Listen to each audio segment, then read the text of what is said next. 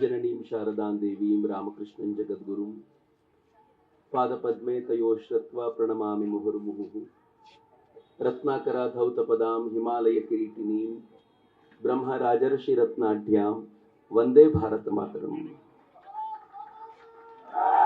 ವೇದಿಕೆ ಮೇಲೆ ಆಸೀನರಾಗಿರುವ ಪರಮ ಪೂಜ್ಯ ಸ್ವಾಮೀಜಿಯವರಿಗೆ ಅತ್ಯಂತ ಭಕ್ತಿಪೂರ್ವಕ ಪ್ರಣಾಮಗಳನ್ನು ಸಮರ್ಪಿಸಿ, ನೆಚ್ಚಿನ ಮಿತ್ರ ಮತ್ತು ಈ ಮೋರ್ಚಾನ ಡೇ 1 ಇಂದ ಹಿಡ್ಕೊಂಡು ನಿಂತಿರುವ ಮತ್ತೊಬ್ಬ ಮಿತ್ರ ವಸಂತ್ ಗಿಳಿಯಾರ್ಗೆ ನಾನು ಪ್ರೀತಿಪೂರ್ವಕವಾಗಿ ನಮಸ್ಕರಿಸಿ, ಆದರಣೀಯ ದೋ ಕೇಶವ ಮೂರ್ತಿಗಳಿಗೆ ನಮಸ್ಕಾರ. ಈ ಕಾರ್ಯಕ್ರಮದಲ್ಲಿ ಉಪಸ್ಥಿತರಿರುವಂಥ ಅನೇಕ ಗಣ್ಯರಿಗೆ, ಹಿಂದೂ ವಿಚಾರಕ್ಕಾಗಿ ಸದಾ ಹೋರಾಟದ ತುದಿಗಾಲಲ್ಲಿ ನಿಂತಿರುವಂಥ ಎಲ್ಲ ಧರ್ಮವೀರರಿಗೆ ನಾನು ಹೃತ್ಪೂರ್ವಕವಾದ ನಮಸ್ಕಾರ ಸಮರ್ಪಿಸ್ತೇನೆ. ಇವತ್ತೇನಾದರೂ ನೀವೇನಾದರೂ ಒಂದು ಚಾಲೆಂಜ್ ಮಾಡಿ ಇನ್ನು ಅರ್ಧ ಗಂಟೆಗಳ ಕಾಲ ಘೋಷಣೆ ಮಾಡ್ತೀರಾ ಅಂತ ಆಗಿದ್ದಿದ್ರೆ ನಾನು ಭಾಷಣನೇ ಮಾಡ್ತಿರ್ಲಿಲ್ಲ. ಘೋಷಣೆ ಕೇಳ್ಕೊಂಡೇ ಭಾಷಣ ಮುಗಿಸಿರ್ತೀನಿ. ಯಾಕೆ ಗೊತ್ತೇ, ಭಾಳ ಜನ ಇಲ್ಲಿದ್ದಾರೆ, ನಾನು ಹೆಸರು ಹೇಳಲಿಕ್ಕೆ ಇಚ್ಛೆ ಪಡಲ್ಲ. ಅಫ್ಕೋರ್ಸ್ ವಸಂತು, ನಮ್ಮ ಕೀರ್ತಿ, ಪುನೀತ, ಒಂದು 3 ತಿಂಗಳ ಹಿಂದೆ ನಾವೆಲ್ಲರೂ ಹೀಗೆ ಕೂತಾಗ ಮುಖಗಳು ಹೇಗಿದ್ವು ಗೊತ್ತಾ? ಅರಳಿರಲಿಲ್ಲ. ಎಲ್ಲರ ಮುಖದಲ್ಲೂ ಸೂತಕದ ಕಳೆ ಇತ್ತು. ನಮ್ಮ ಮನೆಯಲ್ಲೇ ಯಾರೋ ಸತ್ತೋಗ್ಬಿಟ್ಟಿದ್ದಾರೆ ಅನ್ನೋದು. ಇವತ್ತು ಕೀರ್ತಿ ಒಳಗೆ ಬಂದಾಗ ನನ್ ತಡ್ಕೊಳ್ಳಿಕ್ಕಾಗದೆ ಗಟ್ಟಿಯಾಗಿ ತಬ್ಕೊಂಡೆ. ಯಾಕೆಂದ್ರೆ ಕೀರ್ತಿ ಕುಣಿತಾ ಬರ್ತಿಲ್ಲ. ಕುಣಿತಾ ಒಳಗ್ ಬರ್ತಿರುವಾಗ ಅಥವಾ ಇಲ್ಲಿದ್ದಾಗ ಅವನು ಓಡ್ ಬಂದ, ನಾನು ಬರ್ತಿರ್ಬೇಕಾದಾಗ ನಂಗೆ ಬಹಳ ಖುಷಿ ಅನ್ನಿಸ್ತಿತ್ತು. ಮಹೇಶ್ ಬಂದಾಗ ನಂಗೆ ಬಹಳ ಹೆಮ್ಮೆ ಅನ್ನಿಸ್ತಿತ್ತು. ಯಾಕೆ ಅಂತಂದ್ರೆ 3 ತಿಂಗಳ ಹಿಂದೆ ನಮ್ಮ ಮುಖಗಳು ಹೆಂಗಿದ್ವು, ಒಬ್ಬ ಅಜ್ಜಿ ನಮ್ಮ ಮುಖದಲ್ಲಿ ಎಷ್ಟು ಮಂದಹಾಸ ತಂದುಬಿಟ್ಲು. ಹಿಂಗಾಗಿ ಇವತ್ತಿನ ಪ್ರತಿ ಘೋಷಣೆಯು ನನ್ನ ಹೃದಯದಲ್ಲಿ ಉಕ್ಕಿಸ್ತಾ ಇರುವ ಆನಂದವನ್ನ ನಾನು ಪದಗಳಲ್ಲಿ ಕಟ್ಟಿಕೊಡ್ಲಿಕ್ಕೆ ಸಾಧ್ಯವಿಲ್ಲ. ಇವತ್ತು ನಾನು ಒಳ್ಳೆಯ ಭಾಷಣಕಾರನಾಗಬೇಕು ಅಂತ ಇಷ್ಟಪಡಲ್ಲ. ಅಕಸ್ಮಾತ್ ನೀವೇನಾದ್ರೂ ಚಕ್ರವರ್ತಿ ಮಾತಾಡ್ಲಿಲ್ಲ ಚೆನ್ನಾಗಿದ್ರೆ ಐ ಡೋಂಟ್ ಮೈಂಡ್. ನನ್ನ ಒಳಗಾಗ್ತಿರುವ ಆನಂದವನ್ನ ಎಕ್ಸ್ಪ್ರೆಸ್ ಮಾಡ್ಲಿಕ್ಕೆ ನನ್ನ ಭಾಷೆಯ ಪದಗಳು ಸೋತಿವೆ. ನನ್ನ ಒಳಗಾಗ್ತಿರುವ ಆನಂದವನ್ನ ಎಕ್ಸ್ಪ್ರೆಸ್ ಮಾಡ್ಲಿಕ್ಕೆ ನಾನು ಇದುವರೆಗೂ ಮಾಡಿದ ಎಲ್ಲ ಕೆಲಸಗಳು ಸೋತಿವೆ. ಯಾಕೆಂದ್ರೆ ಆನಂದ ಹಂಗಿದೆ ಅಂತ ನಾನು ಈ ಕೆಲಸದಲ್ಲಿ ಭಾಗಿಯಾದ ಪ್ರತಿಯೊಬ್ಬರಿಗೂ ಕೂಡ ಹಣೆ ಹಚ್ಚಿ ನಮಸ್ಕಾರ ಮಾಡ್ತೀನಿ. ಯಾಕೆ ಅಂತಂದ್ರೆ ಇಲ್ಲಿ ಸೇರಿರುವ ಕೆಲವರಿಗಾದ್ರೂ ಕೆಲವು ತಿಂಗಳುಗಳ ಕಾಲ, ಕೆಲವು ವರ್ಷಗಳ ಕಾಲ ಅನುಮಾನವಿದ್ದಿರಬಹುದು. ವಸಂತ್ ಗಿಳಿಯಾರ್ ಆದಿಯಾಗಿ ನನ್ನನ್ನು ಸೇರಿದಂತೆ ಡೇ 1 ಇಂದ ಧರ್ಮಸ್ಥಳ ಕ್ಷೇತ್ರದ ಮೇಲೆ ಆದರಣೀಯ ವೀರೇಂದ್ರ ಹೆಗ್ಗಡೆಯವರ ಮೇಲೆ ಒಂದು ದಿನವೂ ಅನುಮಾನ ಇಲ್ಲದಂತೆ ಇದ್ದೀವಿ ನಾವು. ಹೀಗಾಗಿ ಆನಂದ ಬಹಳ ಇದೆ ಅಂತ ನಾನು ಹೆಂಗೆ ಹೇಳ್ಕೊಳ್ಳಿ. ಸ್ವಾಮೀಜಿ ಹೇಳಿದ್ರು, ಒಂದು ಗಿಳಿ ತನ್ನ ಕೊಕ್ಕಿನಲ್ಲಿ ನೀರು ತೆಗೆದುಕೊಂಡು ಹೋಗಿ ಬೆಂಕಿ ಆರಿಸ್ತಾ ಇತ್ತು. ಕೋತಿಗಳು ಬೆಂಕಿ ಹಚ್ತಾ ಇದ್ವು. ಬೆಂಕಿ ಆರಿಸಲಿಕ್ಕೆ ಪ್ರಯತ್ನ ಪಟ್ಟವ್ರ ಪುಸ್ತಕ ಬೇರೆ ಮತ್ತು ಬೆಂಕಿ ಹಚ್ಚಲಿಕ್ಕೆ ಪ್ರಯತ್ನ ಪಟ್ಟವ್ರ ಪುಸ್ತಕ ಬೇರೆ ಅಂತ 3ನೇದೊಂದು ಪುಸ್ತಕ ಇದೆ ಸ್ವಾಮೀಜಿ. ಬೆಂಕಿ ಹಚ್ಚಿದವ್ರನ್ನ ಯಾರು ಬಡದು ಹೋಗ್ತಾರಲ್ಲ, ಯಮ ಅವರಿಗೋಸ್ಕರ ಒಂದು ಪ್ರತ್ಯೇಕ ಪುಸ್ತಕ ಇಟ್ಟಿರ್ತಾನೆ. ಆ 3ನೇ ಪುಸ್ತಕ ಇಂಪಾರ್ಟೆಂಟ್. ನಾವು ಬರೀ ಬೆಂಕಿ ಆರಿಸ್ತಾ ಇದ್ದೀವೋ, ಬೆಂಕಿ ಹಚ್ಚಿದವ್ರನ್ನ ಬಡಿದು ಇನ್ನು ಮುಂದೆ ಅವ್ರು ಬೇರೆ ಕಾಡು ಸುಡದಂತೆ ನೋಡ್ತೀವೋ ಅನ್ನೋದಕ್ಕೆ ಆ 3ನೇ ಪುಸ್ತಕದಲ್ಲಿ ಬರಬೇಕಾಗಿದೆ ಅಂತ. ಇಲ್ಲದೆ ಹೋಗಿದ್ರೆ ಆರಿದೆ ಬೆಂಕಿ. ನಾವು ಗುಡ್ ಬುಕ್ಸ್ ಅಲ್ಲಿ ಬಂದಾಯ್ತು, ನಮ್ಮನ್ನು ಭಗವಂತ ತನ್ನ ಗುಡ್ ಬುಕ್ ಅಲ್ಲಿ ಬರೆದಾಯ್ತು. ಆದರೆ ಇನ್ನೊಂದು ಅಪರೂಪದ ಪುಸ್ತಕ ಅವನ ಹತ್ರ ಇದೆ. ಇವರು ಧರ್ಮವೀರರು, ಇವರು ನನ್ನ ಧರ್ಮವನ್ನ ಕಾಪಾಡ್ಲಿಕ್ಕೋಸ್ಕರ ತಮ್ಮನ್ನ ತಾವು ಪಣಕ್ಕಿಟ್ಟವರು ಎನ್ನುವ 3 ಪುಸ್ತಕದಲ್ಲಿ ಬರಬೇಕು ಎನ್ನುವ ಕಾರಣಕ್ಕೇನೆ ನಾನು ನೀವು ಇಲ್ಲಿ ಸೇರಿರೋದು. And I am damn sure ಇನ್ನು ಕೆಲವು ತಿಂಗಳುಗಳಷ್ಟೇ ನಾವೆಲ್ಲರೂ ಯಾವ ತರದ ಇತಿಹಾಸವನ್ನ ಬರೀಲಿಕ್ಕಿದ್ದೀವಿ ಅಂತಂದ್ರೆ ಆ 3ನೇ ಪುಸ್ತಕ ಫುಲ್ ಆಗುತ್ತೆ. ಎಷ್ಟು ಜನ ಇದ್ದಾರೆ ಅಂತ. ಆ ಕಾರಣಕ್ಕೆ ನನಗೆ ಅನೇಕ ಬಾರಿ ವಿರೋಧಿಗಳನ್ನ ಬೈಲಿಕ್ಕೆ ಮನ್ಸಾಗೋದಿಲ್ಲ. ನಿನ್ನೆ ಇಡೀ ದಿನ ನಾನು ಬೆಳಿಗ್ಗೆ ಒಂದು ಕಾರ್ಯಕ್ರಮ, ಸಂಜೆ ಒಂದು ಕಾರ್ಯಕ್ರಮ, ಅದರ ಮಧ್ಯೆ ಒಂದಷ್ಟು ಆಲೋಚನೆಗಳು, ಚರ್ಚೆಗಳು ನನ್ನ ಕಾರ್ಯಕರ್ತ ಮಿತ್ರರೊಂದಿಗೆ, ರಾತ್ರಿ 10ವರೆಗೆ ಒಂದು ಟಿವಿಯಲ್ಲಿ ಒಂದು ಚರ್ಚೆಯ ಕಾರ್ಯಕ್ರಮ ಮುಗಿದಾಗ ರಾತ್ರಿ 12:30 ಮನೆಗೆ ಬಂದು ಮಲ್ಕೊಂಡಾಗ 2 ಗಂಟೆ ನಾನು ಸುಮ್ಮನೆ ಯೋಚನೆ ಮಾಡ್ತಿದ್ದೆ. ಬೆಳಿಗ್ಗೆ 5:30 ಹಿಡಿದು ರಾತ್ರಿ 2 ಗಂಟೆಯವರೆಗೆ ಧರ್ಮಸ್ಥಳ, ಮಂಜುನಾಥ, ಅಣ್ಣಪ್ಪ ಬಿಟ್ರೆ ಬೇರೆ ಜಪವೇ ಬರದಂತೆ ಮಾಡಿದ ಅವರುಗಳನ್ನ ನಾನು ಯಾಕೆ ಬೈಲಿ? ನನ್ನಲ್ಲೇನು, ನನ್ಗೆ ಗೊತ್ತಿದೆ ಇಲ್ಲಿರೋ ಬಹುತೇಕರು ಧರ್ಮಸ್ಥಳಕ್ಕೆ ವರ್ಷಕ್ಕೊಂದ್ಸಲ ಹೋಗಿ ಬಂದು ಹುಂಡಿಯಲ್ಲಿ ಕಾಣಿಕೆ ಹಾಕಿದ್ರೆ ಮುಗಿದಿತ್ತು ಅಂತಿತ್ತು. ಆದ್ರೆ ಟಿವಿ ಚಾನೆಲ್ಗಳು ದಿನ ಬೆಳಗಾದ್ರೆ ಧರ್ಮಸ್ಥಳ ಧರ್ಮಸ್ಥಳ ಧರ್ಮಸ್ಥಳ ಅಂದು ಅಂದು ಅಂದು ಕಳೆದ ಕೆಲವಾರು ದಿನಗಳಿಂದ ನಿರಂತರವಾಗಿ ಮಂಜುನಾಥನ ದರ್ಶನ ಆಗ್ತಿದೆಯಲ್ಲ, ಕಾರಣ ಆದವ್ರಿಗೆ ಹೆಂಗ್ ಬೈಲಿ? ಹಿಂಗಾಗಿ ಬೈಲಿಕ್ಕೆ ಹೋಗೋದಿಲ್ಲ, ಏನು ಹೇಳ್ಕೊಳ್ಳೋ ಅಗತ್ಯ ಇಲ್ಲ. ಆದ್ರೆ ಇಷ್ಟಂತೂ ಸತ್ಯ ಮಿತ್ರರೇ, ಸೂತಕದ ಛಾಯೆ ಇವತ್ತು ಪೂರ್ತಿ ಕಳೆದಿದೆ. ಈ ಸೂತಕದ ಛಾಯೆ ಕಳೆದಿರುವಾಗ ಸಂಬಂಧವೇ ಇಲ್ಲದ ನನಗೆ, ನಾನು ಧರ್ಮಸ್ಥಳಕ್ಕೆ ಯಾವ ಸಂಬಂಧವೂ ಇಲ್ಲ, ನನಗೆ ವೀರೇಂದ್ರ ಹೆಗಡೆಯವರ ಕುಟುಂಬ ನನಗೆ ಯಾವುದೇ ಬಂಧುತ್ವ ಇಲ್ಲ, ನಾನು ಜೈನ ಕಮ್ಯುನಿಟಿಗೆ ಸೇರಿದವನಲ್ಲ. ಇನ್ನೊಂದು ಹೆಜ್ಜೆ ಮುಂದೆ ಹೋಗೋದಾದ್ರೆ ನಾನೇನು ಬಹಳ ಶ್ರದ್ಧೆಯಿಂದ ಪ್ರತಿ ಸಲ ಧರ್ಮಸ್ಥಳಕ್ಕೆ ಹೋಗ್ಲೇಬೇಕು ಅಂತ ಹಠ ಹಿಡ್ದೇನು ಹೋಗೋದಿಲ್ಲ. ಹತ್ರಕ್ಕೆ ಹೋದಾಗ ಅಲ್ಲಿರೋ ಯಾರಿಗಾದ್ರೂ ಮಾತನಾಡಿಸಿ ಸ್ವಲ್ಪ ಟೈಮ್ ಕಡಿಮೆ ಇದೆ ಹೋಗೋದು ದರ್ಶನ ಮಾಡ್ಕೊಂಡು ಬರ್ತೀನಿ ಅಂತ ಓಡೋಗಿ ದರ್ಶನ ಮಾಡ್ಕೊಂಡು ಬರೋದು. ನನಗೆ ಧರ್ಮಸ್ಥಳದ ಮೇಲಿನ ಈ ಆರೋಪಗಳು ಸಹಜವಾಗಿ ಕಳೆದು ಹೋಗ್ತಾ ಇರುವಾಗ ಇಷ್ಟು ಖುಷಿಯಾಗೋದಿದ್ರೆ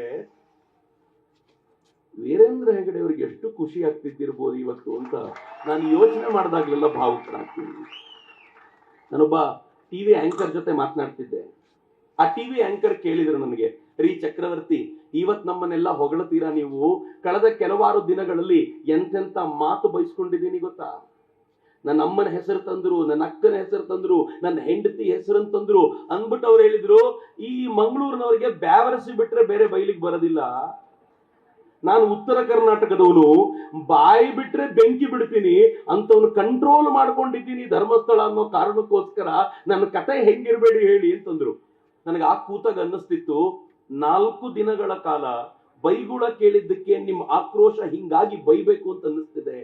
12 ವರ್ಷಗಳ ಕಾಲ ನಿರಂತರವಾಗಿ ಒಂದು ಸುಳ್ಳನ್ನ ಇಟ್ಕೊಂಡು ಒಂದು ಪರಿವಾರವನ್ನ, ಒಬ್ಬ ವ್ಯಕ್ತಿಯನ್ನ ನಿರಂತರವಾಗಿ ಬೈದ್ರಲ್ಲ, ಆ ಮನುಷ್ಯನ ಮುಖ ಹೆಂಗಾಗಿದ್ದಿರ್ಬೋದು ಅಂತ ಯೋಚನೆ ಮಾಡಿದ್ದೀರಿ ಯಾವಾಗಲೂ?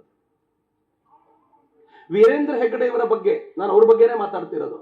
ಅವ್ರ ಬಗ್ಗೆ ಆಲೋಚನೆ ಮಾಡಿದಾಗಲೆಲ್ಲ ಭಾವುಕನಾಗ್ತೀನಿ. ಯಾಕೆ ನಾನು ಅಂತಂದ್ರೆ, ಪ್ರತಿ ವೇದಿಕೆಯ ಮೇಲೂ ಇದನ್ನ ಹೇಳ್ತಿದ್ದೀನಿ, ನಿಮಗೂ ಹೇಳ್ತೀನಿ. ನಾನು 55 ವರ್ಷಗಳ ಕಾಲ ಸಮಾಜಕ್ಕೋಸ್ಕರ ದುಡಿದಂತ ಒಬ್ಬ ವ್ಯಕ್ತಿ, 55 ವರ್ಷಗಳ ಕಾಲ ನೀವು ಯಾವ ಸಮಸ್ಯೆ, ನಂಗೆ ಗೊತ್ತಿದೆ ಇಲ್ಲಿರೋ ಪ್ರತಿಯೊಬ್ಬರು ಕೂಡ ಒಂದಲ್ಲ ಒಂದು ಸಲ ವೀರೇಂದ್ರ ಹೆಗಡೆಯವರ ಕಾಲಿಗೆ ಬಿದ್ದಿದ್ದೀವಿ. ಕೊನೆಗೆ ನಮ್ದೇನಾದ್ರೂ ಸಮಸ್ಯೆ ಇದ್ದ ಕೇಳ್ಕೊಂಡಿದ್ದೀವಿ, ಈ ಸಮಸ್ಯೆಗೆ ಪರಿಹಾರ ಕೊಡಬಹುದಾ ಅಂತ. ಅನೇಕ ಬಾರಿ ಪರಿಹಾರ ಹಣದ ರೂಪದಲ್ಲಿ ಆಗಬೇಕಾಗಿರುತ್ತೆ, ಇನ್ನೂ ಕೆಲವು ಬಾರಿ ಶಕ್ತಿ ತುಂಬಬೇಕಾಗಿರುತ್ತೆ.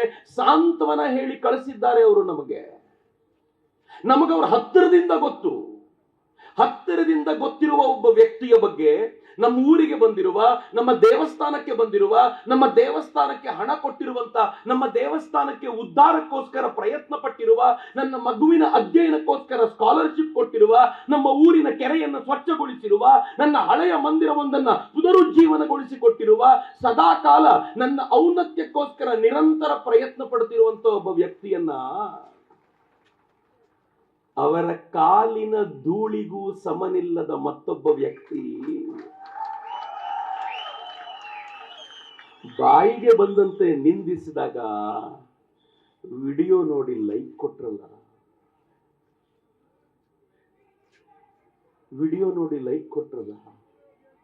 ಮಿತ್ರ, ಬಹಳ ಬೇಜಾರಾಗೋದಿಲ್ವಾ?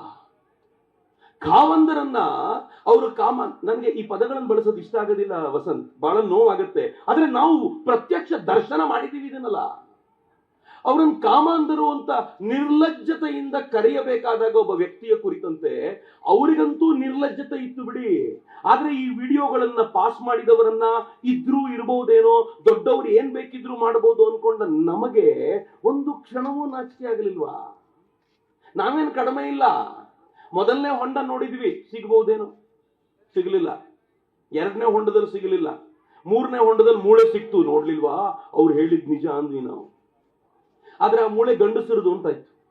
4ನೇ ಹೊಂಡಕ್ಕೆ ಏನು ಸಿಗಲಿಲ್ಲ. 5ನೇ ಹೊಂಡದಲ್ಲಿ ಒಂದೇನೋ ಸಿಕ್ತು, ಸ್ಕೆಲಿಟನ್. ನೋಡಿದ್ಯಾ, ಸಿಕ್ತು ಅಂತ ಅವ್ರು ವಿಜಯೋತ್ಸವ ಆಚರಣೆ ಮಾಡಿಯೇ ಬಿಟ್ರು. ಸಿಕ್ಬಿಡ್ತು ನೋಡಿ, ನಾವ್ ಹೇಳಿರ್ಲಿಲ್ವಾ ಅಂತ. ಆಮೇಲೆ ಅಂದ್ರು ಗಂಡಸರದಪ್ಪ ಇದು.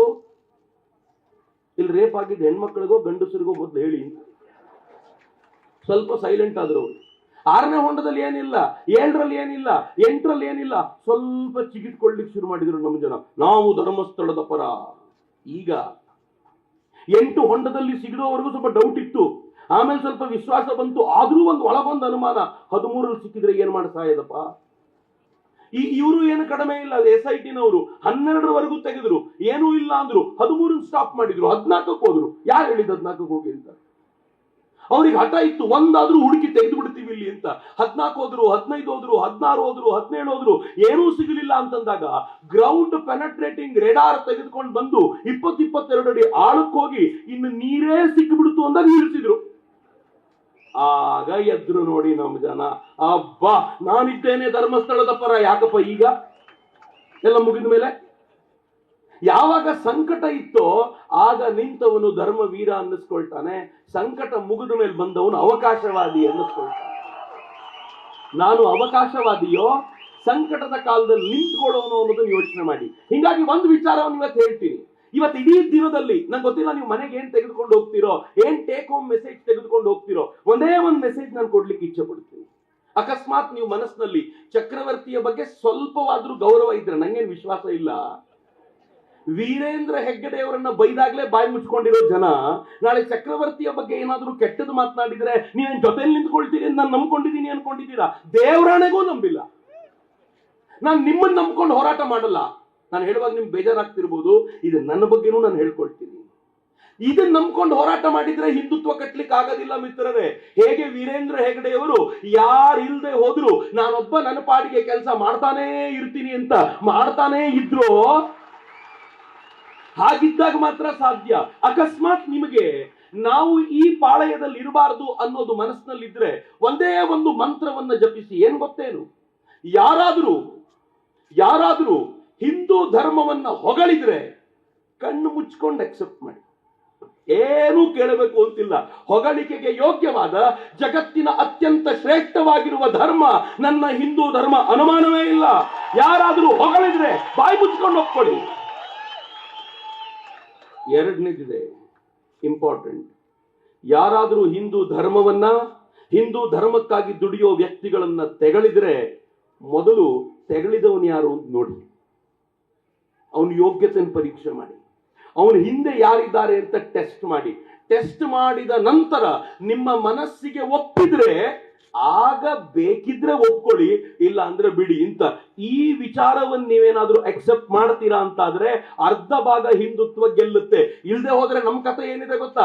ಹಿಂದೂಗಳನ್ನ ಹೊಗಳಿದ್ರೆ ಪ್ರೂಫ್ ಕೇಳ್ತೀವಿ, ಹಿಂದೂಗಳನ್ನ ಬೈದ್ರೆ ಹೇಳಿದ್ದು ಒಪ್ಕೋತೀವಿ. ಯಾವನೋ ಮುಲ್ಲಾ ಒಬ್ಬ ವಿಡಿಯೋ ಮಾಡಿದ, ಆ ಮುಲ್ಲಾನ ವಿಡಿಯೋಕ್ಕೆ ಲೈಕ್ ಕೊಟ್ಟವ್ರು ಯಾರು? ಮುಲ್ಲಾಗಳಲ್ಲ, ನಾವುಗಳೇ ಲೈಕ್ ಕೊಟ್ಟಿದ್ದೆವು. ಅವನು ವಿಡಿಯೋನ ಫಾರ್ವರ್ಡ್ ಮಾಡಿದ್ ನಾವೇ. ನನಗೀಗ ಬರ್ಬೇಕಾದ್ರೆ ಒಬ್ಬ ಆಕ್ಟರ್ ಫೋನ್ ಮಾಡ್ತಾರೆ, ಫೋನ್ ಮಾಡಿ ಹೇಳ್ತಾರೆ, ಸರ್ ಇಂಥ ಒಬ್ಬ ಆಕ್ಟ್ರೆಸ್ ಆ ಮುಲ್ಲಾನ ವಿಡಿಯೋಗಳನ್ನ ಪ್ರತಿನಿತ್ಯ ತನ್ನ ಸ್ಟೋರಿಯಲ್ಲಿ ಇಡ್ತಾಳೆ. ಯಾರಾಕೆ? ನಮ್ಮವ್ರೆ. ನಾನು ಕೇಳಿದೆ ಈಗೇನ್ ಮಾಡ್ತಿದ್ದಾರೆ? ಈಗ ಇದ್ರ ಪರವಾಗಿ ಮಾತನಾಡೋದಂತೂ ಇಲ್ಲ, ಅವನು ಪರವಾಗಿ ಇಲ್ಲ, ಅಷ್ಟೇ ನ್ಯೂಟ್ರಲ್. ಈಗ ನ್ಯೂಟ್ರಲ್. ಸತ್ಯ ಹೊರಗೆ ಬಂದಾಗ ನ್ಯೂಟ್ರಲ್, ಸುಳ್ಳಿನ ವಿಚಾರ ಇದ್ದಾಗ ಪರವಾಗಿರೋದು. ಇದು ನಮ್ಮ ಯೋಗ್ಯತೆನಾ ಮಿತ್ರ? ಇವತ್ತು ನಮ್ಮನ್ನು ನಾವು ಬದಲಾಯಿಸಿಕೊಳ್ಳದೆ ಹೋದ್ರೆ ಬಹಳ ಕಷ್ಟ ಇದೆ. ಇದು ಇವತ್ತಿನ ನೆನ್ನೆಯ ಘಟನೆ ಅಲ್ಲ. ನಾನು ಬಹಳ ಸಂಗತಿಗಳು ನಿಮ್ ಜೊತೆ ಈ ವಿಚಾರಕ್ಕೋಸ್ಕರ ಹಂಚಿಕೊಳ್ಬೇಕು. ಸದ್ಗುರುವಿನ ಮೇಲೆ ಅಟ್ಯಾಕ್ ಆಯ್ತು, ತುಂಬಾ ಜನ ಅಟ್ಯಾಕ್ ಆಯ್ತು ಅಂತ ಮಾತನಾಡಿದ್ರು. ಏನ್ ಅಟ್ಯಾಕ್ ಆಯ್ತು ಅಂತ ಯಾರು ಹೇಳ್ತಿಲ್ಲ. ಸದ್ಗುರು ಒಬ್ಬ ಯೋಗ ಗುರು ಆಗಿದ್ದಾಗ, ಸದ್ಗುರು ಸ್ವಲ್ಪ ದೊಡ್ಡ ಆಶ್ರಮವನ್ನೆಲ್ಲ ಕಟ್ಟಿದಾಗ ಒಂದು ಇಂಗ್ಲಿಷ್ ಪತ್ರಿಕೆ ಏನ್ ಬರೀತು ಗೊತ್ತಾ? ಸದ್ಗುರು ಆಶ್ರಮಕ್ಕೆ ಹೋಗಿ ಯಾರು ಯೋಗದಲ್ಲಿ ಭಾಗಿಯಾಗ್ತಾರೋ ಸದ್ಗುರು ಅವ್ರ ಕಿಡ್ನಿ ಕದೀತಾರೆ ಅಂತ.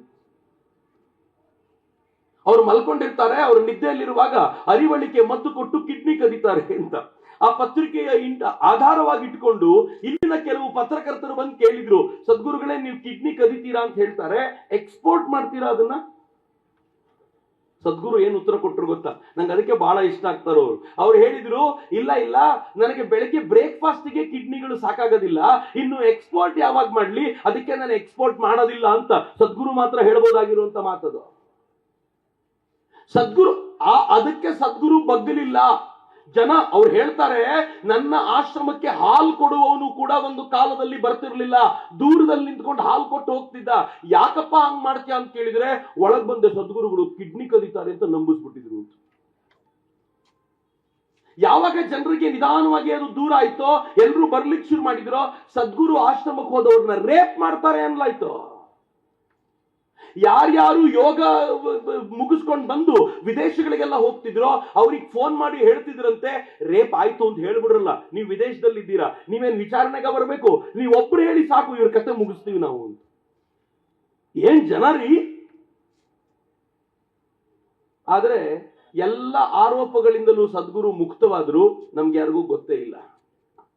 ಸದ್ಗುರು ರೈನ್ ಫಾರೆಸ್ಟ್ ಅನ್ನ ಲೂಟಿ ಮಾಡಿದ್ರು, ಸದ್ಗುರು ಅದು ಮಾಡಿದ್ರು, ಏನು ಗೊತ್ತೇ ಆಗ್ಲಿಲ್ಲ.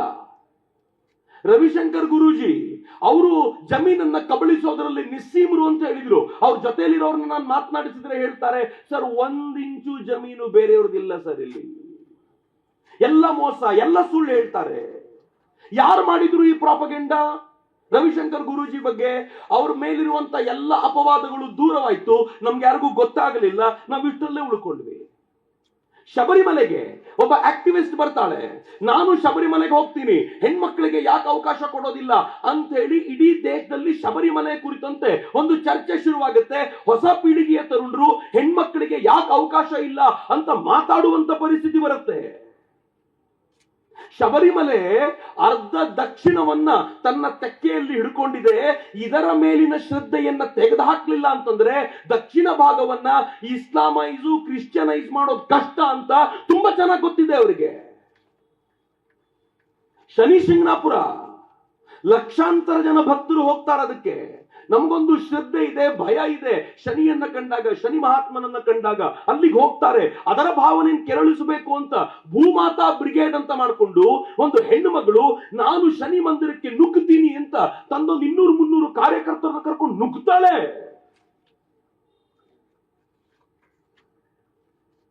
ಯಾಕೆ ಅಂತ ಕೇಳಿದ್ರೆ, ಈ ದೇವಸ್ಥಾನಗಳಲ್ಲಿ ಹೆಣ್ಣು ಮಕ್ಕಳಿಗೆ ಯಾಕೆ ಪ್ರವೇಶವಿಲ್ಲ? ಯಾವತ್ತಾದ್ರೂ ಒಂದು ದಿನ ಈ ಭೂಮಾತಾ ಬ್ರಿಗೇಡ್ನವರು ಮಸೀದಿಗಳಲ್ಲಿ ಹೆಣ್ಣು ಮಕ್ಕಳಿಗೆ ಯಾಕೆ ಪ್ರವೇಶವಿಲ್ಲ ಅಂತ ಕೇಳಿದಾರೇನು? ಆದ್ರೆ ನಾವು ಯೋಚನೆ ಮಾಡಲಿಲ್ಲ.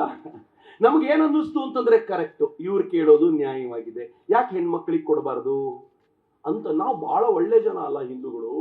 ನಾವು ನಮ್ಮನ್ನು ಬೇಕಿದ್ರೆ ಕಾಲ್ ಮುರ್ಕೊಂಡು ಇನ್ನೊಬ್ಬರನ್ನ ಉದ್ಧಾರ ಮಾಡ್ಲಿಕ್ಕೆ ಅಂತ ನಿಂತಿರೋರಲ್ಲ. ನಮ್ಮಗಳ ಮೇಲೆ ಆರೋಪ ಬಂದಾಗ ಡಿಫೆನ್ಸಿವ್ ಮೋಡಿಗೆ ಹೋಗ್ತೀವಿ, ಬೇರೆಯವ್ರ ಮೇಲೆ ಆರೋಪಗಳು ಬಂದಾಗ ನಾವು ನ್ಯೂಟ್ರಲ್ ಆಗಿರ್ತೀವಲ್ಲ. ಇದಕ್ಕಿಂತ ಕೆಟ್ಟ ರೋಗ ಮತ್ತೊಂದಿಲ್ಲ ರೀ. ನೀವು ಎಲ್ಲ ಆಕ್ರಮಣಗಳನ್ನ ಗಮನಿಸಿದ್ರೆ ಆಕ್ರಮಣ ಹೆಂಗಿರುತ್ತೆ ಗೊತ್ತಾ? ಈ ಆಕ್ರಮಣಗಳಲ್ಲಿ 4 ಜನ ಯಾವಾಗಲೂ ಇರ್ತಾರೆ. ಮುಸ್ಲಿಮರು ಇರ್ತಾರೆ, ಜಿಹಾದಿಸ್ಟ್ಗಳು. ಎಲ್ಲ ಮುಸಲ್ಮಾನರು ಅಂತ ಹೇಳೋದಿಲ್ಲ ನಾನು. ಈಗಲೂ ಕೆಲವು ಮುಸಲ್ಮಾನರು ಜೊತೆಯಲ್ಲಿ ನಿಂತ್ಕೊಂಡು ಕೆಲಸ ಮಾಡಿದವರು ಇದ್ದಾರೆ. ನಾನು ಅವರಿಗೆ ಧನ್ಯವಾದವನ್ನ ಹೃದಯಾಂತರಾಳದಿಂದ ನಾನು ಧನ್ಯವಾದವನ್ನ ಅರ್ಪಿಸ್ತೀನಿ. 2ನೇ ಕಡೆ ಕ್ರಿಶ್ಚಿಯನ್ರು ಇರ್ತಾರೆ, ಇವ್ಯಾಂಜಲಿಸ್ಟ್ಗಳು ಇರ್ತಾರೆ. 3ನೇದು ಲೆಫ್ಟಿಸ್ಟ್ಗಳು ಇರ್ತಾರೆ. 4ನೇದು ಅವಕಾಶ ಬಂದಾಗ ಲೆಫ್ಟಿಸ್ಟ್ಗಳಾಗುವ, ಅವಕಾಶ ಬಂದಾಗ ಇಸ್ಲಾಮಿಸ್ಟ್ಗಳಾಗುವ, ಅವಕಾಶ ಬಂದಾಗ ಕ್ರಿಶ್ಚಿಯನ್ರಾಗುವಂತ ಕಾಂಗ್ರೆಸ್ಸಿಗರಿರ್ತಾರೆ. ಬಹಳ ಡೇಂಜರ್. ಈ 4ನ್ನು ಬಿಟ್ರೆ 5ನೇದೊಂದು ಗ್ರೇಟ್ ಫೋರ್ಸ್ ಇದೆ. ಅದು ಯಾವುದು ಅಂತಂದ್ರೆ, ನಾನು ಮತ್ತು ನೀವೇ. ನಮ್ಮ ಹೆಗಲೇ ಕೊಡೋದು ಇವರಿಗೆ, ಇಡು ಬಂದೂಕು ಚಲಾಯಿಸುವಂತ ಹಿಂದೂಗಳ ಮೇಲೆಯೇ ಆಕ್ರಮಣಕ್ಕೆ ನಮ್ಮನ್ನು ನಾವು ಕೊಟ್ಕೊಳ್ತೀವಲ್ಲ, ದುರಂತ ಮಿತ್ರರೇ. ನಾನು ಯಾಕೆ ಇಷ್ಟನ್ನು ಎಕ್ಸ್ಪ್ಲೈನ್ ಮಾಡಿದೆ ಅಂತಂದ್ರೆ, ಧರ್ಮಸ್ಥಳದಲ್ಲಿ ಆಗಿದ್ದೇನು, ನನಗೆ ಬಹಳ ಜನ ಹೇಳ್ತಾರೆ, ಈ ಧರ್ಮಸ್ಥಳ ಏನಾದ್ರೂ ಮೈಸೂರಿನಲ್ಲಿದ್ದಿದ್ರೆ, ಈ ಧರ್ಮಸ್ಥಳ ಏನಾದ್ರೂ ಉತ್ತರ ಕರ್ನಾಟಕದಲ್ಲಿ ಇದ್ದಿದ್ರೆ ಇಷ್ಟೊತ್ತಿಗೆ ಬಡದು ಬಿಸಾಕ್ಬಿಡ್ತಿದ್ರು ಆಕ್ರಮಣಕಾರಿಗಳನ್ನ. ಮಂಗಳೂರು ಮಾತ್ರ ಸೈಲೆಂಟ್ ಆಗಿ ಕೂತಿದೆ ಅಂತ ನನಗೆ ಹೇಳ್ತಾರೆ. ಆದ್ರೆ ಮಜಾ ಏನು ಗೊತ್ತಾ? ಮಂಗಳೂರು ಆಗಿದ್ದಕ್ಕೆ ಇವರಿಗೆ 12 ವರ್ಷ ಫೈಟ್ ಮಾಡ್ಬೇಕಾಗಿ ಬಂತು. ಯಾಕೆಂದ್ರೆ ಹಿಂದುತ್ವದ ಬುಡ ಗಟ್ಟಿಯಾಗಿದೆ ಅನ್ನೋ ಕಾರಣಕ್ಕೋಸ್ಕರ ಬಹಳ ಗಟ್ಟಿಯಾಗಿ ಉಳ್ಕೊಳ್ತು. ಬಹಳ ಜನ ಇದನ್ನ ಅರ್ಥ ಮಾಡ್ಕೊಳ್ಳೋದು ಕಷ್ಟಪಡ್ತಾರೆ. ನಾನು ಎಕ್ಸ್ಪ್ಲೈನ್ ಮಾಡ್ತೀನಿ ನಿಮ್ಗೆ.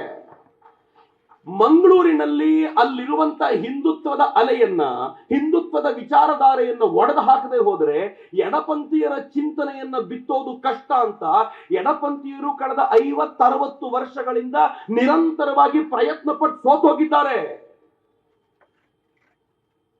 ನಾಡಿನ ಮೂಲೆ ಮೂಲೆಗೂ ನಕ್ಸಲಿಸಂ ಅನ್ನ ಹಬ್ಬಿಸಿದ ಅವರು ಮಂಗಳೂರಿಗೂ ಹಬ್ಬಿಸಬೇಕು ಅಂತ ಪ್ರಯತ್ನ ಪಟ್ಟರು. ತರುಣರನ್ನ ಈ ಕಡೆ ಸೆಳಿಬೇಕು ಅಂತ ಪ್ರಯತ್ನ ಪಟ್ಟರು. ಏನು ಮಾಡಿದ್ರು? ಮಂಗಳೂರಿನ ಹಿಂದೂ ತರುಣ ಕೇಸರಿ ಶಾಲ್ ಬಿಟ್ಟು ಬರಲಿಲ್ಲ ಪಕ್ಕಕ್ಕೆ. ಅವರಿಗೆ ಗೊತ್ತಾಯ್ತು, ಹಿಂದೂ ಧರ್ಮ ಶ್ರದ್ಧೆಯನ್ನ ತೆಗಿಬೇಕು ಅಂತಂದ್ರೆ, ಇಲ್ಲಿನ ಎಲ್ಲ ದೈವಗಳ ಮೇಲಿನ ನಂಬಿಕೆ ತೆಗಿಬೇಕು ಅಂದ್ರೆ, ಈ ದೈವಗಳ ಒಡೆಯನಾಗಿರುವಂತ ಅಣ್ಣಪ್ಪನ ಮೇಲೆ ಪ್ರಹಾರ ಮಾಡಬೇಕು, ಅದರ ಮೂಲ ಮಂದಿರವಾಗಿರುವಂತ ಮಂಜುನಾಥನ ಮೇಲೆ ಪ್ರಹಾರ ಮಾಡಬೇಕು ಅಂತ ಆ ಶ್ರದ್ಧೆಗೆ ಕೈ ಹಾಕ್ಬಿಟ್ರು. ಎಲ್ಲ ಕಡೆ ಮಾಡಿದಂತೆ ಅಲ್ಲೊಬ್ಬ ಆಕ್ಟಿವಿಸ್ಟ್ ಹಿಡಿದ್ರು. ಆಕ್ಟಿವಿಸ್ಟ್ ಹೆಂಗ್ ಹಿಡಿದ್ರು ಗೊತ್ತಾ? ಹಿಂದುತ್ವದ ವಿಚಾರಧಾರೆಯಿಂದ ಇರುವಂತ ಆಕ್ಟಿವಿಸ್ಟ್ ಸಿಕ್ಕಿಬಿಟ್ರೆ ಹಿಂದೂ ತರುಣರನ್ನ ಸೆಳೆಯೋದು ಸುಲಭ ಅಂತ ಹಿಂದುತ್ವದ ವಿಚಾರಧಾರೆಯವರು. ಎಂತ ಹಿಂದುತ್ವದ ವಿಚಾರಧಾರೆ ನೀವು ನೋಡ್ಬೇಕು ಮಿತ್ರರೆ. ನಾನು ಲೈವ್ ಮಾಡ್ತೀನಿ ಅನೇಕ ಬಾರಿ, ಅಥವಾ ಇವತ್ ನಾವಿಲ್ಲಿ ಪ್ರೋಗ್ರಾಮ್ ಮಾಡಿದೀವಿ, ಎಲ್ಲೂ ಗುರೂಜಿ ಇಲ್ಲ, ಎಲ್ಲೂ ಡಾಕ್ಟರ್ ಜಿ ಇಲ್ಲ, ಎಲ್ಲೂ ಭಾರತ್ ಮಾತೆಯ ಚಿತ್ರ ಇಲ್ಲ. ನೋಡಿದ್ರೆ ಅನ್ನಿಸ್ಬೇಕು ಇವ್ರು ಯಾರು ಹಿಂದೂಗಳೇ ಅಲ್ಲ ಅಂತ. ನಾನು ಹೋದ ಕಾರ್ಯಕ್ರಮಕ್ಕೆ ಕೇಸರಿ ಹಾಕ್ತೀನಿ ಅಂತ ಗ್ಯಾರಂಟಿ ಇಲ್ಲ. ಇವತ್ತು ಇಲ್ಲಿ ಬಂದ ತಕ್ಷಣ ಹಾಕಿದ್ರು ಹಿಂಗಾಗಿ ಇದೆ, ನಾನೇನು ಹಾಕೊಂಡು ಬಂದಿರಲಿಲ್ಲ. ಹಾಗಂತ ಹಿಂದೂ ಅಲ್ವಾ? ಇವರೆಲ್ಲರಿಗಿಂತ ಹೋರಾಟದಲ್ಲಿ ಹೆಚ್ಚು ಅಗ್ರಣಿಗಳಾಗಿ ನಾವೆಲ್ಲ ನಿಂತಿರ್ತೀವಿ. ಆದ್ರೆ ನೋಡ್ಬೇಕು ನೀವು, ಇವರು ಲೈವ್ ಮಾಡುವಾಗ ಹಿಂದೆ ಪೂರ್ತಿ ಸಂಘದ ಹಿರಿಯರ ಫೋಟೋಗಳು ಕೈಗೆ ಇಷ್ಟು ಹಾಕಿ. ಯಾತಕ್ಕೆ ಅಂತಂದ್ರೆ ದಕ್ಷಿಣ ಕನ್ನಡದಲ್ಲಿರುವಂತ ಹಿಂದುತ್ವವಾದಿ ತರುಣರಿಗೆ ಇವರು ಹಿಂದುತ್ವದ ಹೋರಾಟಗಾರರು ಅಂತ ಅನ್ನಿಸಬೇಕು ಅಂತ. ಷಡ್ಯಂತ್ರ ಆರಂಭವಾಗಿರೋದೇ ಅಲ್ಲಿ ಶುರುವಾಯ್ತು. ನಿಧಾನವಾಗಿ ಹೇಳಲಿಕ್ಕೆ ಶುರು ಮಾಡಿದ್ರು, ನಾನು ಹಿಂದೂ ಸಂಘಟನೆಗಳಿಂದ ಬಂದವನು, ಹಿಂದೂ ಸಂಘಟನೆಗಳಿಂದ ನಾನು ಬಂದವನು ಅಂತ ನಾನು ಹೇಳ್ಕೊಂಡು ತಿರುಗಾಡಬೇಕಾಗಿರ್ಲಿಲ್ಲ. ಆ ಸಂಘಟನೆ ಹೇಳಬೇಕಿತ್ತು ಇವ್ನು ನಮ್ಮ ಹುಡುಗನೇ ಕಣೋ ಅಂತ. ಯಾವ ಸಂಘಟನೆಯು ಬಂದು ಇವ್ನು ನಮ್ಮ ಹುಡುಗ ಅಂತ ಯಾವತ್ತೂ ಹೇಳಲೇ ಇಲ್ಲ. ಅವನೇ ಹೇಳ್ಕೊಂಡು ತಿರುಗಾಡಿದ್ದು, ನಾನು ಹಿಂದುತ್ವದ ಸಂಘಟನೆಯವನು ಅಂತ. ಅದರ ಪರಿಣಾಮ ಏನು ಗೊತ್ತಾ? ಲೋಕಲ್ ಭಾಗದಲ್ಲಿದ್ದ ಹಿಂದುತ್ವದ ಕಾರ್ಯಕರ್ತರು ಕೂಡ ಜೋರಾಗಿ ದನಿ ಎತ್ತೋದಕ್ಕೆ ಹಿಂದೆ ಸರಿದ್ರು. ಯಾಕೆ ಅಂತಂದ್ರೆ ಹಿಂದೂಗಳಲ್ಲೇ ಯಾಕಪ್ಪ ಗಲಾಟೆ ಅಂತ ಸೈಲೆಂಟ್ ಆಗುವ ಅನಿವಾರ್ಯತೆ ಕ್ರಿಯೇಟ್ ಆಯ್ತು. ಯಾವುದನ್ನ ಎಡಪಂಥೀಯರು ನಿರಂತರವಾದ 60-70 ವರ್ಷಗಳ ಪ್ರಯತ್ನದಿಂದ ಮಾಡ್ಲಿಕ್ಕಾಗಿರ್ಲಿಲ್ವೋ, ಒಬ್ಬ ಹಿಂದೂವಾದಿ ವ್ಯಕ್ತಿಯನ್ನ ಮುಂದಿಟ್ಕೊಂಡು ಧರ್ಮಸ್ಥಳದ ಮೇಲೆ ಆಘಾತಕ್ಕೆ ಅಂತ ನಿಂತಾಗ ಹಿಂದೂಗಳನ್ನ ಒಡೆದು ಬಿಟ್ರು. ಒಡೆದಿದ್ದು ಎಲ್ಲಿವರೆಗೂ ಇತ್ತು ಮಿತ್ರ? ಇವತ್ತಿನವರೆಗೂ ಹಿಂದುತ್ವದ ವಿಚಾರ ಬಂದಾಗ ನಾವು ಯಾವತ್ತೂ ಜೈನರನ್ನ ಪ್ರತ್ಯೇಕ ಅಂತ ಭಾವಿಸಿಯೇ ಇರಲಿಲ್ಲ. ಧರ್ಮಸ್ಥಳದ ವಿಚಾರ ಬಂದಾಗ ಧರ್ಮಸ್ಥಳ ಜೈನರ ಕೈಯಲ್ಲಿದೆ ಅಂತ ಗೊತ್ತಾಯ್ತು. ಅಲ್ಲಿವರೆಗೂ ವೀರೇಂದ್ರ ಹೆಗಡೆ ಅವರು ಜೈನರು ಅಂತ ಗೊತ್ತೇ ಇರಲಿಲ್ಲ ರೀ ಬಹಳ ಜನರಿಗೆ. ಅವ್ರು ಯಾವತ್ತೂ ತಾನು ಜೈನರ ತರ ನಡ್ಕೊಂಡೇ ಇಲ್ಲ. ಅವರು ಸಮಸ್ತ ಸಮಾಜಕ್ಕೆ ಒಂದು ಒಳ್ಳೇದು ಮಾಡುವ ಪ್ರಯತ್ನದಂತೆ ನಡ್ಕೊಂಡವರು. ನಾವು ಜೈನರು ಅಂತ ನೋಡಿದ್ವಿ. ನಾನು ಬಹಳ ಜನರನ್ನ ಪ್ರಶ್ನೆ ಮಾಡ್ತೀನಿ, ವೀರೇಂದ್ರ ಹೆಗಡೆ ಅವರ ಮುಂದೆ ನಮ್ಮ ದೇವಸ್ಥಾನದ ಅಭಿವೃದ್ಧಿಗೆ ದುಡ್ಡು ಬೇಕು ಅಂತ ಕೇಳಿದಾಗ ವೀರೇಂದ್ರ ಹೆಗಡೆ ಅವರು ಮರು ಮಾತನಾಡದೆ ನಿಮ್ಮ ದೇವಸ್ಥಾನದ ವಿವರ ಪಡ್ಕೊಂಡು ನೀವು ಮಾಡುವ ಕೆಲಸಕ್ಕೆ ತಕ್ಕಂತೆ ಅನುದಾನ ಕೊಡ್ತಿದ್ರಲ್ಲ. ನಮ್ಮ ಊರಿನ ಅತ್ಯಂತ ಪ್ರಾಚೀನ ಮಂದಿರ ಪಾಳು ಬಿದ್ದಿದೆ ಅಂತಂದಾಗ ವೀರೇಂದ್ರ ಹೆಗಡೆ ಅವರು ತಮ್ಮ ಧರ್ಮೋತ್ಥಾನ ಟ್ರಸ್ಟಿನ ಮೂಲಕ ಆ ಪಾಳು ಬಿದ್ದ ದೇವಾಲಯವನ್ನ ಪುನರ್ ನಿರ್ಮಾಣ ಮಾಡ್ಲಿಕ್ಕೆ ಬಂದಿದ್ರಲ್ಲ, ಆವತ್ತು ಅವರು ಜೈನರಾಗಿರ್ಲಿಲ್ಲ, ಇವತ್ತು ಜೈನರ. ವೀರೇಂದ್ರ ಹೆಗಡೆ ಅವರು ಈ ನಾಡಿನ ಮಕ್ಕಳಿಗೆ 70,000 ಮಕ್ಕಳಿಗೆ ಪ್ರತಿ ತಿಂಗಳು ಸ್ಕಾಲರ್ಶಿಪ್ ಕೊಟ್ಟು ವರ್ಷಕ್ಕೆ 50 ಕೋಟಿ ರೂಪಾಯಿನ ಈ ನಾಡಿನ ಮಕ್ಕಳಿಗೋಸ್ಕರ ಖರ್ಚು ಮಾಡ್ತಾರಲ್ಲ, ಜೈನರಿಗೋಸ್ಕರ ಮಾಡ್ತಾರೇನ್ರಿ? ವೀರೇಂದ್ರ ಹೆಗಡೆ ಅವರು ನಮ್ಮ ಊರಿಗೆ ಬಂದು ನಮ್ಮ ಊರಿನ ಕೆರೆಗಳನ್ನ ಕ್ಲೀನ್ ಮಾಡುವಾಗ ಇದು ಜೈನರ ಕೆರೆ ಅಂತ ಕ್ಲೀನ್ ಮಾಡಿದ್ರ ಅಥವಾ ಈ ಕೆರೆ ಊರಿಗೆ ಸೇರಿದ್ದು ಅಂತ ಕ್ಲೀನ್ ಮಾಡಿದ್ರ? ಶಬಾಷ್, ಎಷ್ಟು ಬೇಗನೆ ಅವ್ರ ಜೈನರು ಅಂತ ಸೆಪರೇಟ್ ಮಾಡಿದ್ವಲ್ರಿ. ನಿನ್ನೆ ಯಾರೋ ಹುಡುಗ ನನಗೆ ಪ್ರಶ್ನೆ ಕೇಳ್ತಿದ್ದ, ಧರ್ಮಸ್ಥಳದಲ್ಲಿ ಬಾಹುಬಲಿ ಯಾಕೆ ಪಕ್ಕಕ್ಕಿದ್ದಾನೆ, ನಂಗೆ ಬಾಹುಬಲಿ ಕಂಡ್ರೆ ಆಗೋದಿಲ್ಲ, ಇರಬಾರ್ದಾಗಿತ್ತಲ್ವಾ ಅಲ್ಲಿ ಅಂತ. ಎಂತ ಬೀಜ ಹುಟ್ಟಾಕ್ಬಿಟ್ರು. ನಾವ್ ಯಾವತ್ತೂ ಯಾರನ್ನ ಹಿಂದೂ ಬೌದ್ಧ ಸಿಖ್ ಅಂತ ನೋಡ್ಲಿಲ್ಲ. ಎಂತ ವಿಚಿತ್ರ ಅಂತಂದ್ರೆ ವೀರೇಂದ್ರ ಹೆಗಡೆ ಅವರು ಜೈನರು, ಅದಕ್ಕೆ ವೀರೇಂದ್ರ ಹೆಗಡೆ ಅವರ ವಿರುದ್ಧ ಮಾತನಾಡಬಹುದು. ಆದ್ರೆ ಯಾರು ವೀರೇಂದ್ರ ಹೆಗಡೆ ಅವರ ವಿರುದ್ಧ ಒಂದು ವಿಡಿಯೋ ಮಾಡಿದ್ನೋ ಅವನು ಮುಲ್ಲಾ ಅಂದ್ರೆ ಇಲ್ಲಿ ಯಾಕೆ ಜಾತಿ ತರ್ತೀರಿ? ಅಬಾಬಾಬಾಬಾಬಾ, ಏನ್ ವಿಶಾಲ ಹೃದಯ ನಮ್ದು. ಮುಲ್ಲಾನ ಬಗ್ಗೆ ಮಾತನಾಡಿದ್ರೆ ಇಲ್ಲಿ ಜಾತಿ ಯಾಕೆ? ವೀರೇಂದ್ರ ಹೆಗಡೆ ಅವರು ಮಾತ್ರ ಜೈನರು. ಆಲೋಚನೆಯ ಕ್ರಮ ಸತ್ತೋಗಿದ್ಯಾ ನಮ್ದು? ಏನಾಗಿದೆ ನಮ್ ತಲೆಗೆ? ಏನ್ ತುಂಬಿಕೊಂಡಿದೀವಿ ತಲೆ ಒಳಗೆ? ಆಲೋಚನೆ ಮಾಡುವಟ್ಟು ನಮ್ಗೆ ಆ ಚಿಂತನೆಯ ಪ್ರಕಾರವೂ ಗೊತ್ತಿಲ್ವಲ್ಲ ಮಿತ್ರ. ಯಾವಾಗ ಈ ವ್ಯಕ್ತಿನ ಬಳಸ್ಕೊಂಡು ಇವ್ರು ಆಕ್ರಮಣ ಶುರು ಮಾಡಿದ್ರು, ಸೌಜನ್ಯನ ಹೆಸರು ತಗೊಂಡು ಬಂದ್ರು. ಆ ಹೆಣ್ಣು ಮಗಳಿಗೆ ನ್ಯಾಯ ಸಿಗಬೇಕು ಅಂತ ಈ ಹೋರಾಟಗಾರರು ಏನಿದ್ದಾರಲ್ಲ, ಅದಕ್ಕಿಂತ 1000 ಪಟ್ಟು ಹೆಚ್ಚು ಆಗ್ರಹ ಇಲ್ಲಿರುವ ನಮ್ದೆಲ್ಲರದು ಇದೆ. ಸೌಜನ್ಯನಿಗೆ ನ್ಯಾಯ ಸಿಗಬೇಕು, ಯಾರು ತಪ್ಪು ಮಾಡಿದ್ದಾರೋ ಶಿಕ್ಷೆ ಆಗಬೇಕು. ಅದಕ್ಕೆ ಏನಾಗಬೇಕು? ಸೌಜನ್ಯ ಅವರ ಅಮ್ಮ ಇನ್ನೊಂದು ರಿಟ್ ಪಿಟಿಷನ್ ನ ಕೊಡಬೇಕು, ಸುಪ್ರೀಂ ಕೋರ್ಟಿಗೆ ಹೋಗಬೇಕು. ಸೌಜನ್ಯ ಅವರ ಅಮ್ಮ ಬರ್ತೀರಿ ಅಂತಾದ್ರೆ ನಾನು ನಿಮ್ಮೆಲ್ಲರನ್ನೂ ಜೊತೆಯಲ್ಲಿ ಕರ್ಕೊಂಡು ಬರ್ತೀನಿ ಅಂತ ಮಾತು ಕೊಡ್ತೀನಿ. ಬರ್ತೀರಿ? ಎಲ್ಲರೂ ಬರ್ತೀರಿ? Yes, very good. ನಾನು ಮಾಧ್ಯಮಗಳ ಮೂಲಕ ಹೇಳಲಿಕ್ಕೆ ಇಚ್ಛೆ ಪಡ್ತೀನಿ. ಓಪನ್ ಚಾಲೆಂಜ್ ಆ ತಾಯಿನ ರಿಕ್ವೆಸ್ಟ್ ಮಾಡ್ಕೊಳ್ತೀನಿ, ಅಮ್ಮ ಇದು ಬೀದಿಯಲ್ಲಿ ಮಾಡಬೇಕಾಗಿರೋ ಗಲಾಟೆ ಅಲ್ಲ. ಒಂದು ಹೆಣ್ಣು ಮಗಳು, ರೇಪ್ ಆದ ಹೆಣ್ಣು ಮಗಳ ಚಿತ್ರ ಕೂಡ ತೋರಿಸಬಾರದು ಅಂತ ನಮ್ಮಲ್ಲಿ ನಿಯಮ ಇದೆ. ಅಂಥದ್ರಲ್ಲಿ ಒಂದು ಹೆಣ್ಣು ಮಗಳ ರೇಪ್ ಆಗಿದ್ದನ್ನ ಊರು ತುಂಬಾ ಈ ತರ ಚರ್ಚೆ ಮಾಡ್ತಿರೋದು ಒಳ್ಳೇದಲ್ಲ. ಸುಪ್ರೀಂ ಕೋರ್ಟ್ಗೆ ಹೋಗೋಣ, ಒಂದು ರಿಟ್ ಅರ್ಜಿ ಸಲ್ಲಿಸೋಣ. ನಮ್ಮ ಹತ್ರ ಇರೋ ಹೊಸದ್ ಮೊನ್ನೆ ಒಂದು ಆಡಿಯೋ ಬಂದಿದೆಯಲ್ಲ, ಆಕೆನ ಕಾರಿಗೆ ಹತ್ತಿಸ್ಕೊಂಡು ಹೋಗ್ತಿರೋದು ನಾನೇ ನೋಡಿದೆ ಅಂತ ಹೇಳಿರುವಂತ ಆಡಿಯೋ ಬಂದಿದೆಯಲ್ಲ, ಇದೇ ಆಡಿಯೋ ಯಾರಿಗೆ ಹೇಳಿದ್ದು ಅವ್ರನ್ನೂ ಕರ್ಕೊಂಡು ಹೋಗೋಣ, ಸುಪ್ರೀಂ ಕೋರ್ಟಿನ ಮುಂದೆ ನಿಂತ್ಕೊಳ್ಳೋಣ. ಮಿತ್ರೆ, ಇವತ್ತು ನಿರ್ಣಯ ಆಗ್ಬಿಡ್ಲಿ. ನಾನು ಸಾಕ್ಷಿ ಇದೆ ಅಂತ ಜೇಬಲ್ಲಿ ಇಟ್ಕೊಂಡಿರೋ, ಮೊಬೈಲಲ್ಲಿ ಇಟ್ಕೊಂಡಿರೋ ಇದಾರಲ್ಲ. ನಾನು ಬೆಳತಂಗಡಿಯವ್ರನ್ನ, ಉಜಿರೆಯವ್ರನ್ನ ಕೇಳ್ತೀನಿ, ಒಂದ್ಸಲ ಮೊಬೈಲ್ ಕದ್ದು ಬಿಡ್ರಲ್ಲ, ಮೊಬೈಲ್ ಕದ್ದು ಸ್ಟೇಷನ್ಗೆ ಕೊಟ್ಬಿಡಿ ಸರ್, ಇಡೀ ಪ್ರಕರಣಕ್ಕೆ ಸಂಬಂಧಪಟ್ಟ ಎಲ್ಲ ರಿಪೋರ್ಟ್ ಇದರಲ್ಲಿದೆ, ನಾವು ಗೆಲ್ತೀವಿ, ದಯವಿಟ್ಟು ಇದನ್ನ ಹುಡುಕಿ ಅಂತ ಹೇಳ್ರಲ್ಲ. ಮಿತ್ರ, ನಾವೆಲ್ಲರೂ ಒಟ್ಟಿಗೆ ಸೇರೋಣ. ಬಹುಶಃ ಇವತ್ತಿನ ನಿರ್ಣಯಗಳಲ್ಲಿ ಇದು ಒಂದು ಅಘೋಷಿತವಾದ ನಿರ್ಣಯ. ನಿಮ್ಮ ನಿರ್ಣಯ ಬೇರೆ, ಅವ್ರು ಹೇಳ್ತಾರೆ. ಆದ್ರೆ ನಾವು ಒಕ್ಕೊರಳಿನ ದನಿಯಿಂದ ನಿರ್ಣಯ ಮಾಡೋಣ. ಸೌಜನ್ಯ ಅವರ ಅಮ್ಮ ನಮ್ಮ ನೇತೃತ್ವ, ಆಕೆನ ಕರ್ಕೊಂಡು ಸುಪ್ರೀಂ ಕೋರ್ಟಿಗೆ ಹೋಗಿ ಅಲ್ಲಿ ಎಲ್ಲ ವರದಿಗಳನ್ನ ಮುಂದಿಟ್ಟು ಮತ್ತೊಮ್ಮೆ ಈ ಕೇಸ್ ಓಪನ್ ಮಾಡ್ಸೋಣ. ಅದು ಯಾರು ಸೌಜನ್ಯ ಹತ್ಯೆ ಮಾಡಿದಾರೋ ನೋಡೇ ಬಿಡೋಣ. ಈಗೇನ್ ಹೇಳ್ತಾರೆ ಗೊತ್ತಾ? ನಮಗೆ ನ್ಯಾಯದ ಮೇಲೆ ನಂಬಿಕೆ ಇಲ್ಲ. ಮತ್ ನ್ಯಾಯ ಎಲ್ಲಾಗ್ಬೇಕು? ಬೀದಿಯಲ್ಲಾಗ್ಬೇಕು. ಆ ಬೀದಿಯಲ್ಲಾಗೋ ನ್ಯಾಯದ ಮೇಲೆ ಇವರಿಗೆ ನಂಬಿಕೆ. ಮತ್ತು ಆ ಬೀದಿಯಲ್ಲಾಗೋ ನ್ಯಾಯ ಹೆಂಗಿರುತ್ತೆ ಗೊತ್ತಾ? ಹೊಲಸು ಪದಗಳಿಂದ ಒಬ್ಬರನ್ನ ನಿಂದಿಸಿ ನ್ಯಾಯ ತಗೊಳ್ಳೋದು ನ್ಯಾಯ ಅಂತಾರೇನ್ರಿ? ಯಾವಾಗ ಸೌಜನ್ಯ ಪ್ರಕರಣ ಈ ಹಿಂದುತ್ವವಾದಿಯ ಮೂಲಕ ತೆಗೆದುಕೊಂಡು ಹೋಗಿದ್ದು ಹಳ್ಳ ಹಿಡಿಲಿಕ್ಕೆ ಶುರುವಾಯ್ತೋ, ಸಾಕಾಗಲಿಲ್ಲ ಅಂತ ಗೊತ್ತಾಯ್ತು, ಇವ್ರು ಏನ್ ಮಾಡಿದ್ರು ಗೊತ್ತಾ?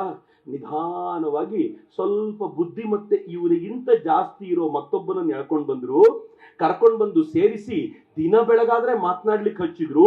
ಸೌಜನ್ಯನನ್ನ ಪಕ್ಕಕ್ಕಿಟ್ರು, ದಿನ ಬೆಳಗಾದ್ರೆ ಹೊಸದೊಂದು ಕತೆ ತಗೊಂಡ್ ಬಂದ್ರು. ನಾವು ಮೊದಲು ಸೌಜನ್ಯನಿಗಾಗಿ ಹೋರಾಟ ಅಂತ ಮಾಡ್ತಿದ್ದವರು ಆ ಹೊಸ ಕಥೆಗಳನ್ನು ನಂಬ್ತಾ ಹೋದ್ವಿ. ಧರ್ಮಸ್ಥಳದಲ್ಲಿ ಯಾರೇ ಸತ್ರು ಅದನ್ನ ಮಾಡಿಸಿದವರು ದೊಡ್ಡ ಮನೆಯವರು, ಯಾರು ಮಾಡಿಸಿದ್ರು ದೊಡ್ಡವರು. ಧರ್ಮಸ್ಥಳದಲ್ಲಿ ಯಾರೇ ತೀರಿಕೊಂಡ್ರು, ಯಾರೇ ಹೋದ್ರು, ನೆನ್ನೆ ನನ್ನ ಹತ್ರ ಬಂದು ಹೇಳಿದ್ದ ಸಾಕ್ಷಿ ಹೇಳ್ತೀನಿ ಅಂತ, ಇವತ್ತು ಸಾಯಿಸ್ಬಿಟ್ರು ನೋಡಿದ್ರಾ? ಹಿಂಗೆ ಹೇಳಲಿಕ್ಕೆ ಶುರು ಮಾಡಿದ್ರು.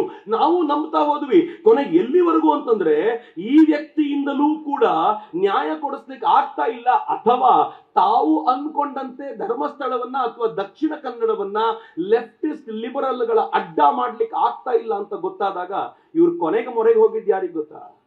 ಸ್ವತಃ ಇವರುಗಳೇ ಬೀದಿಗೆ ಬಂದಿಳಿದ್ರು. ಇನ್ ಇವ್ರನ್ನ ನಂಬಲಿಕ್ಕೆ ಆಗೋದಿಲ್ಲ ಅಂತ ಬೀದಿಗೆ ಬಂದಿಳಿದ್ರು. ಒಬ್ಬರಾದ್ಮೇಲೆ ಒಬ್ರು ಬಂದ್ರು. ಸ್ಟ್ಯಾನ್ಲಿ ಬಂದ ನಂತರ ಎಲ್ಲಿವರೆಗೂ ಕೆಲವು ಪತ್ರಕರ್ತರು ಬಂದ್ರು, ಲೆಫ್ಟಿಸ್ಟ್ ಲಿಬರಲ್ಗಳ ಪ್ರಮುಖರಾಗಿರುವಂತ ಕೆಲವು ವಕೀಲರು ಬಂದ್ರು. ಎಲ್ಲರೂ ತಾವಾಗಿ ನಿಂತರು. ಮಿತ್ರ, ನಿಮ್ಗೆ ಆಶ್ಚರ್ಯ ಅನ್ಸುತ್ತೆ, ಈ ಅಜ್ಜಿಯ ಪ್ರಕರಣ ನಡೀತಲ್ಲ, ಸೆಂಥಿಲ್ ಹೆಸರನ್ನ ಅವ್ರು ಹೇಳಿ ಆಯ್ತು. ಆ ಸೆಂಥಿಲ್ ನ ಬಳಸ್ಕೊಂಡು ದೆಹಲಿನಲ್ಲಿ ಈ ಅಜ್ಜಿ ಏನ್ ಮಾತನಾಡಬೇಕು, ಯಾವ ಕಥೆಯನ್ನು ಕಟ್ಟಬೇಕು ಎನ್ನುವಂತ ಎಲ್ಲ ಡೀಟೇಲ್ಗಳನ್ನ ಅವರು ಕಂಪ್ಲೀಟ್ ಆಗಿ ಪ್ಲಾನ್ ಮಾಡಿದ್ರು ಅಂತ ಅವ್ರು ಹೇಳಿರೋ ಆರೋಪಗಳನ್ನ ಇವತ್ತು SIT ಚರ್ಚೆ ಮಾಡ್ಲಲ್ಲ. SIT ಗುಂಡಿ ತೋಡ್ಲಿಕ್ಕೆ ಸಿದ್ಧವಾಗಿದೆ ಅಂತಂದ್ರೆ ಇವ್ರು ಎಲ್ಲಿಗೆ ಹೋದ್ರು ಅಂತ ಟ್ರಾವೆಲ್ ಪ್ಲಾನ್ ಅನ್ನು ನೋಡ್ಲಿಕ್ಕೆ SIT ಹತ್ರ ಸಾಧ್ಯ ಆಗೋದಿಲ್ವಾ? ಮಾಡ್ಲಿ SIT. ಇವ್ರು ಈ ಪ್ರಕರಣ ಯಾವಾಗ ಆಯ್ತೋ ಎಲ್ಲ ಲೆಫ್ಟಿಸ್ಟ್ಗಳು ಬೀದಿಗೆ ಬಂದ್ರು, ಇಸ್ಲಾಮಿಸ್ಟ್ಗಳು ಬೀದಿಗೆ ಬಂದ್ರು, ಇವ್ಯಾಂಜಲಿಸ್ಟ್ಗಳು ಬೀದಿಗೆ ಬಂದು ಇವತ್ತಿನ ಫೈಟ್ ಪೂರ್ತಿ ಅವ್ರು ಮಾಡ್ಲಿಕ್ಕೆ ನಿಂತಿದ್ದಾರೆ. ಮಿತ್ರ, ಒಂದು ಹಂತದಲ್ಲಂತೂ ಇವ್ರು ಎಷ್ಟು ಕೈ ಚೆಲ್ಲಿ ಬಿಟ್ರು ಅಂತಂದ್ರೆ, ಸ್ವತಃ SDPI ಬೀದಿಗೆ ಬಂದು ಮುಸಲ್ಮಾನರೇ ಇದರ ಹಿಂದೆ ಇದ್ದಾರೆ ಅನ್ನೋದನ್ನ ಅದು ಪ್ರತ್ಯಕ್ಷ ತೋರಿಸಿಕೊಳ್ಳುವ ಮಟ್ಟಿಗೆ. ಆಗಲೂ ನಮಗೆ ಅರ್ಥ ಆಗಲಿಲ್ಲ. ನನಗೊಬ್ಬ ಮಿತ್ರ ಮೆಸೇಜ್ ಹಾಕಿದ, SDPI ಹೋರಾಟಕ್ಕೆ ಬಂದ್ರು, ಇನ್ನು ನಾವು ಹೋರಾಟಕ್ಕೆ ಬರಲಿಲ್ಲ ಅಂದ್ರೆ ಏನರ್ಥ? ನಾನು ಅನ್ಕೊಂಡೆ ನಮ್ಮ ಪರವಾಗಿ ಮಾತನಾಡ್ತಿದ್ದಾನಂತ. ಇಲ್ಲ, ಅವ್ರ ಪರವಾಗಿ ಮಾತನಾಡ್ತಿದ್ದಾನೆ. SDPI ಬಂದಾಯ್ತು ಅಂತ ನಾನಂದೆ, ಇನ್ಮೇಲೆ ನೀನ್ ಮೆಸೇಜ್ ಮಾಡಿದ್ರೆ ಕಪಾಳಕ್ಕೆ ಹೊಡಿತೀನಿ, ನಿನ್ನನ್ನ ನನ್ನ ಗ್ರೂಪ್ ನಿಂದ ಅನ್ಫ್ರೆಂಡ್ ಮಾಡ್ತೀನಿ ಅಂತ. ಅವತ್ತು ಅನ್ಫ್ರೆಂಡ್ ಮಾಡಿ ಬ್ಲಾಕ್ ಮಾಡಿದವರನ್ನ ಇನ್ನೂ ಅನ್ಬ್ಲಾಕ್ ಮಾಡ್ಲಿಲ್ಲ, ಮಾಡೋದೂ ಇಲ್ಲ. ಯಾಕೆ ಮಾಡೋದಿಲ್ಲ ಅಂತಂದ್ರೆ, ಕೈಗೆ ರಾಖಿ ಕಟ್ಟಿಕೊಂಡು ಈ ಷಡ್ಯಂತ್ರವನ್ನ ಅರ್ಥ ಮಾಡ್ಕೊಳ್ಳಿಕ್ಕಾಗದ ನಿನ್ನನ್ನ ನಾನು ಫ್ರೆಂಡ್ ಆಗಿ ಇಟ್ಕೊಳ್ಳೋಕ್ಕಿಂತ ಒಬ್ಬ ಪ್ರಾಮಾಣಿಕ ಸಾಮಾನ್ಯ ವ್ಯಕ್ತಿ ನನ್ನ ಜೊತೆ ಇರೋದು ಬಹಳ ಒಳ್ಳೇದು ಅಂತ ನನಗೆ ಯಾವಾಗ್ಲೂ ಅನ್ಸುತ್ತೆ. ಮಿತ್ರರೇ, ನಾವು ಮಾಡಬೇಕಾಗಿರೋ ಮೊದಲನೇ ಕೆಲಸ ಇದು. ನಮ್ಮ ಪ್ರಹಾರ ಆಗಬೇಕಾಗಿರೋದು ಅಲ್ಲಿ. ಇವತ್ತು ಇದರಿಂದ ಇರುವಂತ ಅಷ್ಟೂ ಷಡ್ಯಂತ್ರವನ್ನ ಹೊರಗೆ ಎಳಿದೇ ಹೋದ್ರೆ ಇದು ಬಹಳ ಗಂಭೀರವಾದ ಸ್ಥಿತಿಯನ್ನ ತಲುಪುತ್ತೆ ಅಂತ ನನಗೆ ಯಾವಾಗ್ಲೂ ಅನ್ಸುತ್ತೆ. ಬಹಳ ಜನ ನಂಗೆ ಪದೇ ಪದೇ ಪ್ರಶ್ನೆ ಕೇಳ್ತಾರೆ, ಧರ್ಮಸ್ಥಳವೇ ಯಾಕೆ ಇವರ ಕೇಂದ್ರ, ಯಾಕೆ ಇವರ ಅಟ್ಯಾಕಿಗೆ ಗುರಿ ಆಗುತ್ತೆ ಅಂತಂದ್ರೆ, ನಾನು ಒಂದ್ಸಲ ಒಬ್ಬ MP ಅವರ ಜೊತೆ ಮಂಗಳೂರಿನಲ್ಲಿ ಮಾತನಾಡ್ತಾ ಕೂತಾಗ ಅವ್ರನ್ನ ಕೇಳಿದೆ, ದಕ್ಷಿಣ ಕನ್ನಡದಲ್ಲಿ ಇಷ್ಟೆಲ್ಲ ನೀವು ಮಾಡ್ತೀರಾ, ಎಷ್ಟು ಕೆಲಸ ಮಾಡ್ತೀರಾ, ದೇವಸ್ಥಾನಗಳ ಜೀರ್ಣೋದ್ಧಾರ ಆಗುತ್ತೆ, ಬ್ರಹ್ಮಕಲಶ ಆಗುತ್ತೆ, ಹೊಸ ಹೊಸ ದೇವಸ್ಥಾನಗಳ ನಿರ್ಮಾಣ ಆಗುತ್ತೆ, ಭೂತದ ಕೋಲ ಆಗುತ್ತೆ, ದೈವದ ಕೆಲಸ ಆಗುತ್ತೆ, ಇಷ್ಟೆಲ್ಲ ಕೆಲಸ ನಡೆಯುತ್ತಲ್ಲ, ಎಷ್ಟು ಖರ್ಚು ಮಾಡಬಹುದು ಪ್ರತಿ ವರ್ಷ ಅಂತ. ಅವ್ರು ಹೇಳಿದ್ರು, 10 ವರ್ಷಗಳ ಹಿಂದೆ 500 ಕೋಟಿ ರೂಪಾಯಿ ಮಿನಿಮಮ್ ವಾರ್ಷಿಕ ವಹಿವಾಟು ದೇವರ ಕೆಲಸಗಳಲ್ಲೇ ನಡೆಯುತ್ತೆ, ಇಲ್ಲಿ ಸಂಸ್ಕೃತಿ ಬಲವಾಗಿ ಬೇರು ಬಿಟ್ಟಿದೆ ಅಂತ.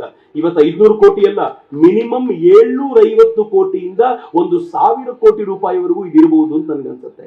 ಇವರೆಲ್ಲರಿಗೂ ಕೂಡ ಈ ಸಂಸ್ಕೃತಿಯ ಬೇರು ಏನ್ ಆಳಕ್ಕಿಳಿದಿದೆಯಲ್ಲ, ಇದನ್ನ ಹಾಳು ಮಾಡಬೇಕು ಎನ್ನುವಂತ ಪ್ರಯತ್ನ ಇದೆ. ಮತ್ತು ಅದರ ಕೇಂದ್ರ ಯಾವುದಾದ್ರೂ ಇದ್ರೆ ಅದು ಧರ್ಮಸ್ಥಳ. ಮಿತ್ರ, ಧರ್ಮಸ್ಥಳದ ವೈಶಿಷ್ಟ್ಯ ಏನು ಅಂತಂದ್ರೆ, ಧರ್ಮಸ್ಥಳ ಬರೀ ತಾನು ಮಾತ್ರ ಗಟ್ಟಿಯಾಗಿ ಉಳ್ಕೊಂಡಿಲ್ಲ, ಇಡೀ ರಾಜ್ಯವನ್ನ ಬಲವಾಗಿ ಹಿಡ್ಕೊಂಡಿದೆ. ನಾನು ಪದೇ ಪದೇ ಎಲ್ಲ ಕಡೆಗಳಲ್ಲಿ ಹೇಳ್ತಿದ್ದೀನಿ, ಇಲ್ಲಿ ತುಂಬಾ ಜನ ತಾಯಂದ್ರು ಬಂದು ಕೂತಿದ್ದೀರಿ. ನಂಗೆ ಗೊತ್ತಿದೆ ಆ ತಾಯಂದ್ರೆಲ್ಲ ಯಾರು ಅಂತಂದ್ರೆ, ಬಹುತೇಕರು ಎಲ್ಲ ಕಡೆಗಳು ಬಂದು ಕಣ್ಣೀರು ಹಾಕೊಂಡು ಹೋಗ್ತಿರೋರು ಯಾರು ಗೊತ್ತಾ? ಧರ್ಮಸ್ಥಳದವರು ಸಂಘಟಿಸಿರುವಂತ 6.5 ಲಕ್ಷ ಸ್ವಸಹಾಯ ಗುಂಪುಗಳ ತಾಯಂದ್ರು ಇವತ್ತು ಬೀದಿಗೆ ಬರ್ತಿದ್ದಾರೆ.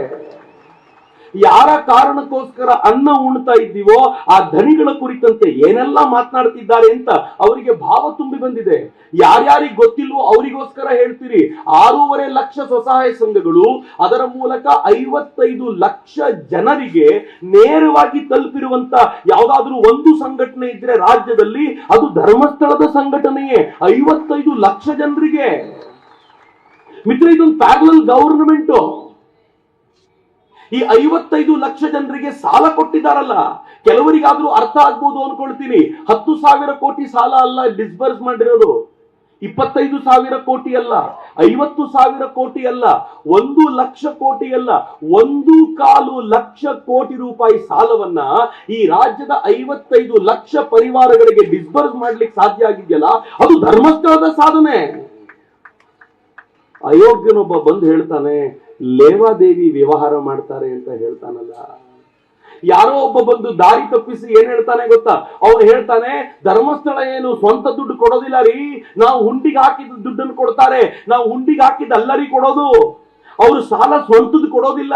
ಅವ್ರು ಏನ್ ಮಾಡಿದ್ದಾರೆ ಗೊತ್ತಾ ಧರ್ಮಸ್ಥಳದವರು? ವೀರೇಂದ್ರ ಹೆಗಡೆ ಅವರ ಕಲ್ಪನೆ ನೋಡಿ. ಅವ್ರು ಹೇಳಿದ್ರು, ಈ ಹಳ್ಳಿಯಲ್ಲಿರುವ ಬಡವರಿಗೆ ನಮ್ಮ ಬ್ಯಾಂಕ್ಗಳು ಸಾಲ ಕೊಡೋದಿಲ್ಲ, ಯಾಕೆಂದ್ರೆ ಅವರಿಗೆ ಶ್ಯೂರಿಟಿ ಕೊಡ್ಲಿಕ್ಕೆ ಯಾರು ಇರೋದಿಲ್ಲ. ಆ ಬಡವರ ಪರವಾಗಿ ಶ್ಯೂರಿಟಿ ಮಂಜುನಾಥ ಇರ್ತಾನೆ, ನಾನು ಇರ್ತೀನಿ, ನೀವು ಅವ್ರಿಗೆ ಸಾಲ ಕೊಡಿ, ತೀರಿಸುವ ಜವಾಬ್ದಾರಿ ನನ್ನದ್ದು ಅಂತ ಬ್ಯಾಂಕಿನ ಎಕ್ಸ್ಟೆಂಡೆಡ್ ಆರ್ಮ್ ಆಗಿ ಆ ಬ್ಯಾಂಕ್ಗಳ ಮೂಲಕ ಸಾಲ ಕೊಡಿಸಿರೋದು. 1.25 ಲಕ್ಷ ಕೋಟಿ ರೂಪಾಯಿ ಸಾಲ ಬ್ಯಾಂಕ್ಗಳು ಕೊಟ್ಟಿವೆ. ಯಾರ ನಂಬಿಕೆಯ ಮೇಲೆ? ವೀರೇಂದ್ರ ಹೆಗ್ಗಡೆಯವರ ನಂಬಿಕೆ ಮೇಲೆ. ಯಾವ್ದಾದ್ರೂ ಹಳ್ಳಿಗೆ ಒಬ್ಬ ಮತಾಂತರ ಮಾಡುವಂತ ಇವ್ಯಾಂಜಲಿಸ್ಟ್ ಹೋಗಿ, ನಿಮಗೆ ನಾನು ಅಕ್ಕಿ ಕೊಡ್ತೀನಿ, ನೀವು ನಮ್ಮ ಯೇಸುವನ್ನ ಸ್ವೀಕರಿಸಿ ಅಂತಂದ್ರೆ ಅಲ್ಲಿ ಜನ ಏನ್ ಹೇಳ್ತಾರೆ ಗೊತ್ತಾ? ನಮಗೆ ಮಂಜುನಾಥ ಇದ್ದಾನೆ, ಬೇಕಾದಷ್ಟು ಅಕ್ಕಿ ಕೊಟ್ಟಿದ್ದಾನೆ, ನೀವು ಬೇಕಾಗಿಲ್ಲ ಹೋಗಿ. ನಿಮಗೆ ಸ್ಕಾಲರ್ಶಿಪ್ ಕೊಡ್ತೀನಿ, ನೀವು ಮತಾಂತರಗೊಳ್ಳಿ ಅಂತಂದ್ರೆ ನಮ್ಮ ಹಳ್ಳಿಯ ಹೆಣ್ಣು ಮಕ್ಕಳು ಹೇಳ್ತಾರೆ, ನನ್ನ ಮಗನನ್ನ ಮಂಜುನಾಥ ಓದಿಸ್ತಾ ಇದ್ದಾನೆ, ನೀನೇನು ಬೇಕಾಗಿಲ್ಲ ಹೋಗು ಅಂತ.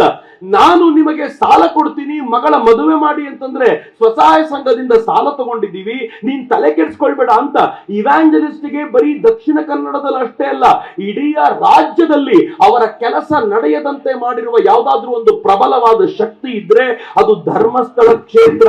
ಅದಕ್ಕೆ ಆಕ್ರೋಶ ಇವರಿಗೆ. ಆ ಕೋಪಕ್ಕೆ ಧರ್ಮಸ್ಥಳದ ಮೇಲೆ ಮುಗಿಬಿದ್ದಿರೋದು. ಎಲ್ಲ ಹೋರಾಟಗಾರರಿಗೂ ಗೊತ್ತು. ಸೌಜನ್ಯನ ಹತ್ಯೆಯ case open and shut, close ಆಗೋಗಿದೆ. ಅದು ಇವರ ನೇತೃತ್ವ ವಹಿಸಿದ ಒಬ್ಬ ವ್ಯಕ್ತಿ ಒಂದು ಸ್ಟಿಂಗ್ ಆಪರೇಷನ್ ಅಲ್ಲಿ ಮಾತನಾಡ್ತಾ ಏನ್ ಹೇಳ್ತಾನೆ ಗೊತ್ತಾ?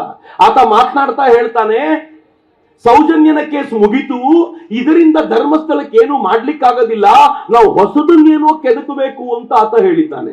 ಆ ಕೆದಕುವ ಧಾವಂತದಲ್ಲೇ ಅವರಿಗೆ ಅಜ್ಜಿ ಸಿಕ್ಕಿದ್ರು.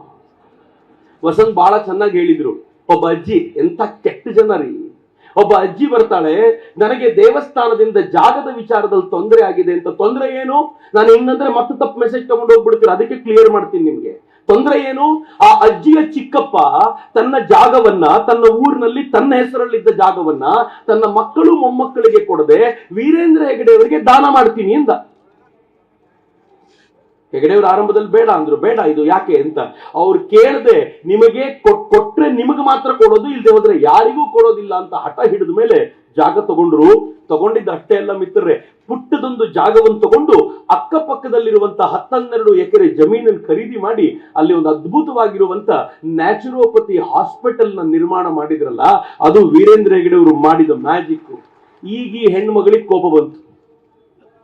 ನನ್ನ ಚಿಕ್ಕಪ್ಪ ಅಂದಾಗ ನನ್ನ ಸೈನ್ ಇಲ್ಲದೆ ಹೆಂಗೆ ದಾನ ತಗೊಂಡ್ರು? ಕೊಟ್ಟು ಚಿಕ್ಕಪ್ಪನ ಮೇಲೆ ಕೋಪ ಇಲ್ಲ, ದಾನ ತಗೊಂಡ ವೀರೇಂದ್ರ ಹೆಗಡೆ ಅವ್ರ ಮೇಲೆ ಕೋಪ. ಯಾರೋ ಪತ್ರಕರ್ತರು ಕೇಳಿದ್ರು, ಅಲ್ಲ ತಾಯಿ, ನಿಮ್ ಚಿಕ್ಕಪ್ಪ ಕೊಟ್ರೆ ಅವ್ರದೇನು? ಅಲ್ಲ, ಅವ್ರು ಬುದ್ಧಿವಂತರಲ್ಲ, ಅವ್ರು ದೊಡ್ಡವರಲ್ಲ. ವಂಶ ವೃಕ್ಷವನ್ನು ನೋಡಿ, ಈ ಒಬ್ಬಳು ಹೆಣ್ಮಗಳಿದ್ದಾಳೆ, ನಾಳೆ ಒಂದು ದಿನ ಇವಳು ಅಜ್ಜಿಯಾಗಿ ಬರಬಹುದು, ಅದಕ್ಕೋಸ್ಕರ ನಾನು ಅವಳ ಮಾತು ಕೇಳಬೇಕು, ಅವಳ ಹತ್ರ ಒಂದು ಸೈನ್ ತಗೋಬೇಕು ಅಂತ ಅವ್ರಿಗೆ ಅನ್ನಿಸ್ಬೇಕಿತ್ತಂತೆ. ಶಬಾಷ್, ಆಯ್ತಪ್ಪ. ಈ ಹೆಣ್ಮಗಳು ನಿಮ್ಮ ಹತ್ರ ಬಂದು ಕೇಳಿದ್ರು, ಈ ತರದೊಂದು ಪ್ರಾಬ್ಲಮ್ ಇದೆ, ನಾನ್ ಬೇಕಿದ್ರೆ ಮೀಡಿಯಾ ಮುಂದೆ ನಿಂತ್ಕೊಂಡು ಹೇಳ್ತೀನಿ ಅಂತಂದ್ರೆ, ಇಲ್ಲ, ಇದು ಸೆನ್ಸೇಷನ್ ಕ್ರಿಯೇಟ್ ಮಾಡಲ್ಲ, ನಿನ್ಗೊಂದು ಮಗಳಿದ್ರೆ ಚೆನ್ನಾಗಿರತ್ತೆ, ಒಂದು ಮಗಳ ಹೆಸರು ಹೇಳು ಅಂತ ಆಕೆಯ ಬಳಿ ಕೇಳ್ಕೊಂಡು ಒಂದು ಮಗಳ ಹೆಸರು ಕೇಳಿ, ಆಕೆ ಕಲ್ಕತ್ತಾದಲ್ಲಿ ಕೆಲಸ ಮಾಡ್ತಿದ್ಲು 9 ವರ್ಷ ಎನ್ನುವ ಒಟ್ಟಾರೆ ಕಥೆಯನ್ನ ಸೃಷ್ಟಿ ಮಾಡಿ, ಆ ವಯಸ್ಸಿನಲ್ಲಿ ಆಕೆಗೆ ಅದನ್ನ ಮೆಮೊರೈಸ್ ಮಾಡಿಸಿ ಫೈನಲಿ ಟಿವಿ ಮುಂದೆ ಕರ್ಕೊಂಡು